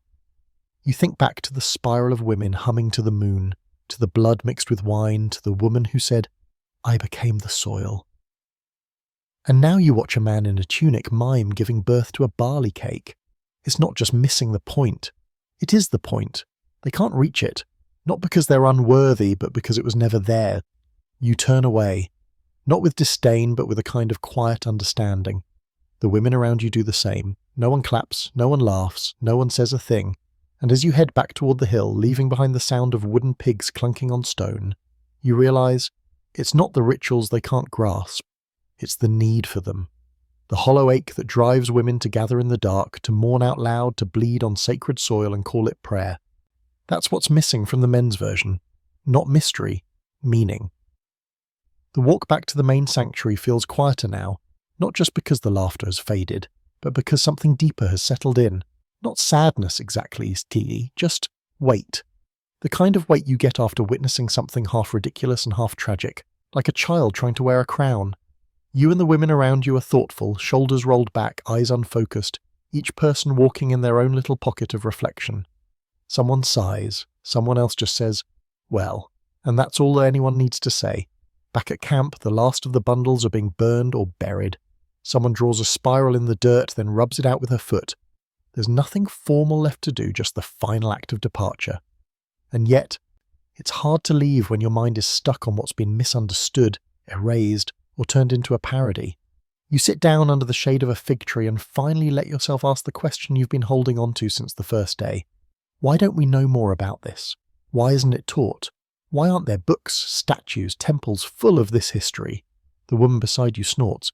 Because men wrote the books, she says, chewing a fig like she's been waiting for you to catch up. And they didn't understand half of what they saw. The rest they just made up. Here's your historical fact. Most of what we know about Thesmophoria comes secondhand. From male writers, from satirical plays, from court records where someone got in trouble for talking too much. Aristophanes, for instance, wrote the Thesmophoria Zeusai, a comedy about a man infiltrating the women's festival dressed in drag. It's full of jokes, but you can feel the unease bubbling under the laughter. He's not just mocking the women, he's afraid of them. Which brings us to today's fringe fact. Some modern scholars argue that the secrecy of the Thesmophoria wasn't just a religious requirement, it was a deliberate act of resistance, a way of safeguarding knowledge in a world where women were barred from power. By hiding their rights, by refusing to write them down or share them with outsiders, women created a sanctuary of truth that couldn't be dissected or distorted. It's possible that they knew exactly what they were doing by letting the men keep guessing, and that's where the scholarly debate starts to spiral. Some argue that the lack of written record is a tragic loss, that so much female history was swallowed up by silence. Others insist it's not a loss at all. It's preservation. The knowledge wasn't destroyed, it was passed along differently, through rituals, through jokes, through shared experience, coded language, and unspoken glances, like a song sung just loud enough for the people who already know the melody. You think back to the woman who whispered about being the soil, to the woman who poured her wine into the earth without looking back, to the young girl who was handed a pomegranate and told, "So was Persephone." None of that exists in scrolls or statues, but it exists in memory, in the body, in the way the women move, even now, as they roll up mats and tuck tokens into their cloaks. You start to realize that the problem isn't just that history forgot them, it's that history couldn't hold them. Because Thesmophoria doesn't fit into neat boxes, it's not linear. It doesn't start at a temple and end with a decree. It loops and twists. It starts with a piglet and ends with a joke about flatulence that's also somehow a fertility spell. It's ritual and comedy, death and dance, dirt and starlight. It's messy, female, alive, and frankly, that's hard to write down in a scroll without losing something essential. You watch a group of women finish tying a string of bones and fennel to a tree near the altar. They don't explain what it means, no one asks. It's for them, not for the record, not for the scribes. One woman says, "Every year they ask what we do up here." She smirks. "I tell them we talk about pickles and the weather." "Better than the truth," someone else mutters. "The truth would terrify them." And maybe it would. Because here's what the truth actually looks like. Women gathering in secret to mourn what they've lost and to call what they want into being. Women writing invisible maps across hillsides with bones and laughter. Women casting spells from ash and blood. Women holding the city together from underground. You glance back toward Athens, just a smudge on the horizon now, and wonder what version of all this exists down there. In the minds of husbands, brothers, playwrights, what do they think this has been? A quiet retreat? A feminine curiosity? An amusing cultural footnote? They have no idea. And that's the strangest, most delightful thing of all. The silence worked. The secrecy held. For centuries, the rights weren't stolen, they weren't diluted. They were simply theirs. And even now, as historians argue, as archaeologists dig, as scholars theorize and counter-theorize, the truth of Thesmophoria pulses far outside their reach. Because it was never meant to be public, it was never for the polis, or the temple, or the textbooks. It was for the women who needed it, and for the ones who still do. You lean back against the fig tree and close your eyes. There's birdsong overhead, laughter somewhere nearby. A pot clinks against stone, and you think, maybe that's the real history. Not what's written down, not what's carved into stone, but what's remembered in the body. What's whispered in kitchens, what's sung into a child's hair as she sleeps. Maybe Thesmophoria isn't lost at all. Maybe it's just quiet, waiting. It's later now, late enough that the shadows have grown long and the wind has taken on that soft, final day hush. Women are gathering their things in earnest, tying up bundles, emptying bowls, shaking out cloaks. You've helped fold up sleeping mats, carried water jugs down to the stream one last time, and shared a final handful of dried figs with a priestess who once painted her eyelids with ash and told you that her grandmother could talk to bees. You've learned to stop being surprised by sentences like that. There's a quiet joy in the air, the kind that only happens after something truly strange and beautiful has come and gone. No one rushes. They all know it takes time to come back to the world. One by one, the women begin to descend the hill, their bodies moving slower than they did on the way up. Maybe it's the weight of returning to silence, to expectation. Or maybe it's just fatigue, the kind that comes from being cracked open for days, filled with something ancient and humming and then gently stitched back together again. You walk with them, sandals scuffing the dirt path, and wonder how much of this will follow them home, or follow you. Because there's a question rising in you now, not about what just happened, but what echoes of it might still be vibrating in the modern world. Where do these women go once they return to homes, to cities, to husbands, children, marketplaces, laundries? You ask one of them quietly. A younger one, with a sprig of fennel still stuck in her hair. She glances at you and shrugs. Some of it stays, some gets tucked away, some of it turns into jokes we whisper behind closed doors, and the rest, she taps her chest right over her heart, just lives here, where it's safe. Here's your historical fact. Even as women in ancient Greece were excluded from politics, education, and law, they carved out power in other ways, especially through religious rituals. These gatherings weren't just spiritual, they were social, they were political. They were the only sanctioned moments where women could come together, unobserved by men, to speak freely, to cry, to plan, to pass down knowledge. In a society that didn't allow them into the public sphere, festivals like Thesmophoria created a kind of hidden city, a network of meaning beneath the marble surface. Which leads us to today's fringe fact, a delicious one. There are theories, unsanctioned, speculative, and totally irresistible, that these sacred festivals laid the groundwork for later secret societies. That the coded language, the symbols, the private rituals, they didn't disappear. They just evolved into women's circles, into covens, into quilting bees with suspiciously specific recipes, into freedom schools, into mutual aid networks, into girls' nights that aren't just about wine, but about building entire emotional ecosystems outside the gaze of men. You smile at the idea, because now in the golden dust of this ancient festival you can see the threads. Thesmophoria wasn't a relic, it was a blueprint. And maybe it still is. This is the part where the scholars fight, of course. Some roll their eyes at the idea that modern women's spaces have anything in common with ancient fertility rites. Others argue that the echoes are impossible to ignore. When women gather away from power structures, when they create closed rituals, when they speak in shared language and pass down stories and strength, it doesn't matter what the setting is. It's resistance, it's culture, it's sacred, and it still makes the world nervous. You walk a little farther and begin to notice. The city is just visible now in the distance. Athens, shining and stubborn. Down there, history is written in stone and scrolls in laws and lineages. Up here, where you are now, history has been spoken in breath, in laughter, in metaphor and myth, and somehow both are real, but only one leaves you feeling like something in your blood has woken up. You remember a joke one of the older women told the night after the mock funeral? Something about how the city's greatest thinkers were debating what makes a good man, while the women were busy keeping the actual people alive. Someone else added, "We don't need statues, or we have each other." And maybe that's it. That's the secret.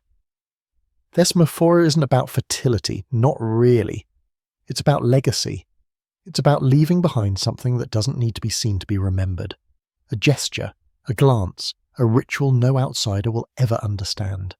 A quiet rebellion that hums in kitchens and gardens and corners of classrooms where girls sit with their heads together, whispering things too important to say out loud. You pause as you reach the base of the hill and look back just once. The altar stones are still there, though the fire has gone out. The offerings have been buried. The footprints are already disappearing in the dust. If you didn't know what happened here, you'd never guess. But you do know, now, you carry it. One of the women places a hand on your shoulder. You don't know her name. Doesn't matter. She says, "You don't need to explain it when you go back. Just live like you remember." You nod. You don't speak, There's nothing else to say, because suddenly you understand what makes this festival so powerful and why it survived without being written down. It wasn't meant to be studied. It was meant to be felt. And feeling it fully, with your body and breath and bruised knees and full heart, is what makes you one of them now, not an outsider, not a visitor, just part of the code. You're not sure when the moment hits, when you officially leave Thesmophoria, but somewhere between the last olive tree and the first stone stair of the city, it happens. It doesn't announce itself. There's no drum roll, no horn blast. Just that quiet click inside you, like a door closing with care. One step and you're still part of the sacred. The next, and you're back in the world that has no room for it. But even now, even with the city stretching before you, its walls, its vendors, its polite silence, you're not quite the same. You're wearing the same clothes. Your hair's still messy. There's still a little dried wine on your ankle, but your insides feel reordered. A woman near you stumbles slightly on a cobbled patch of road. Another catches her arm, and they laugh. Too loud for public, too full of leftover joy. And a man passing by gives them a sideways glance, and they immediately hush, pull their cloaks tighter, drop their eyes. And just like that, it's back, the old weight. You know this part too well now. The folding in, the soft nod. The unspoken agreement that what happened up there must now be tucked away, carried carefully, protected like an ember under a thick cloak. Here's your historical fact. When Athenian women returned from Thesmophoria, they went back to being legally invisible. Their religious authority evaporated. They resumed their place behind doors and screens, expected to be quiet, modest, obedient. The festival didn't change the laws. It didn't give them land or votes or say in the assembly. But it gave them something else, something the city didn't know how to measure, something the city couldn't take. And that brings us to today's fringe fact, one the academics love to ignore. There are records, small and quiet, of women who returned from the Thesmophoria and began making small changes, subtle ones. A new herb grown in the corner of the yard, a story told differently to a daughter, a prayer whispered with the new conviction, a marriage negotiated more sharply. Even a few legal complaints that, when traced, seem to originate with women who'd just returned from festival grounds. The scholars won't say it outright, but some believe these rituals didn't just mark the turn of seasons, they marked revolutions, one slow act at a time. And here's where the scholarly debate gets deliciously unresolved. Was Thesmophoria a release valve? A way to keep women docile the rest of the year by letting them go wild once? Or was it a training ground? A covert operation wrapped in incense and barley designed to sharpen instinct, fortify identity, and quietly dismantle the narratives they were supposed to live by? You know what you believe. You believe it when the same quiet woman who led the morning songs on the second night now walks through the city square with her head just a little higher. You see it in the mother who stops at a stall to buy fennel, not just because she needs it, but because she knows what it means. You see it in the way one girl touches the pomegranate seed tied to her belt like a charm, tracing it once with her thumb as if remembering the feel of a spiral in the dirt. You pass a temple, not Demeter's, a public one, flanked by columns, polished and proper. And for a moment it looks ridiculous, not because it's bad or wrong, but because you've seen something older, rawer, truer. You've stood under trees with women whose feet were bleeding and who still found time to laugh. You've watched a handful of bones become a universe. And suddenly marble feels like theatre. You wonder how long it will take before someone in this city, maybe a man, maybe even a well-meaning one, asks, "So what did you do up there?" And you'll smile probably, maybe say something vague, something safe. Oh, the usual, offered grain, prayed for the harvest, watched the stars. You won't tell him about the blood or the spiral or the laughter that broke open grief like a pomegranate. You won't mention the bundles tied to trees or the jokes carved in metaphor. You won't say you danced until you forgot your own name, then remembered your mother's voice like it was carved into your ribs. Because he wouldn't understand, because it's not his to understand. Instead, you'll return to your life. You'll cook, you'll clean, you'll go to market. You'll smile when expected and speak softly when not. But something in you will stay wild. A flicker behind your eyes, a pulse in your fingertips. You'll remember how the firelight looked on bare faces, how the wind carried secrets uphill, how no one asked permission to grieve, how the earth took your offerings and gave you something back, and you'll carry it. In small ways, maybe in the way you tell stories to the girls in your life, or in the way you stand a little closer to other women when things get hard, or in the way you remember that you are not alone. Not in pain, not in joy, not in ritual, not in rebirth. And one night, maybe years from now, you'll walk past a field just after the rain, and the air will smell like fennel and dust and wood smoke and for 1 second you'll feel it again. You'll remember that you once sat on a hillside surrounded by women who danced with the dead and made spells out of herbs and laughter. That you once fed the soil with your own story, that you once became something sacred, and no one could take it from you. That you are the spiral. And now, as the last echoes of song and story fade from your ears, you find yourself lying in your own bed again, centuries away, a world removed. But still, something lingers. Maybe it's the phantom scent of crushed myrtle on your fingers, or the feel of dust beneath your heels, or just the way your heart is beating slightly slower now, like it remembers the rhythm of women swaying together by firelight. You let your mind drift backward, gently, like a hand skimming the surface of a still pond. There's the whisper of laughter in the trees, the warmth of wine passed hand to hand, the hush of ritual unspoken but fully understood. You remember the spiral carved into the earth with someone's fingertip, and the quiet thrum of 1,000 stories being folded carefully into the soil, never forgotten, just hidden in plain sight. Maybe you didn't bring home any relics, no altar stones, no pig bones, no ceremonial ribbons, but you brought back something better, the knowing, the weight of memory stitched into your muscles, the certainty that somewhere in some time women danced together in secret, and it changed them, and somehow just by witnessing it, it changed you too. So as you breathe in and out, and let your limbs settle deeper into your blanket, let that be enough. No one needs to believe it but you. No one else has to see the sacred spiral turning under your skin. You were there. You survived the descent. And you came back with fire in your chest and earth in your bones. Sleep now. You've earned it.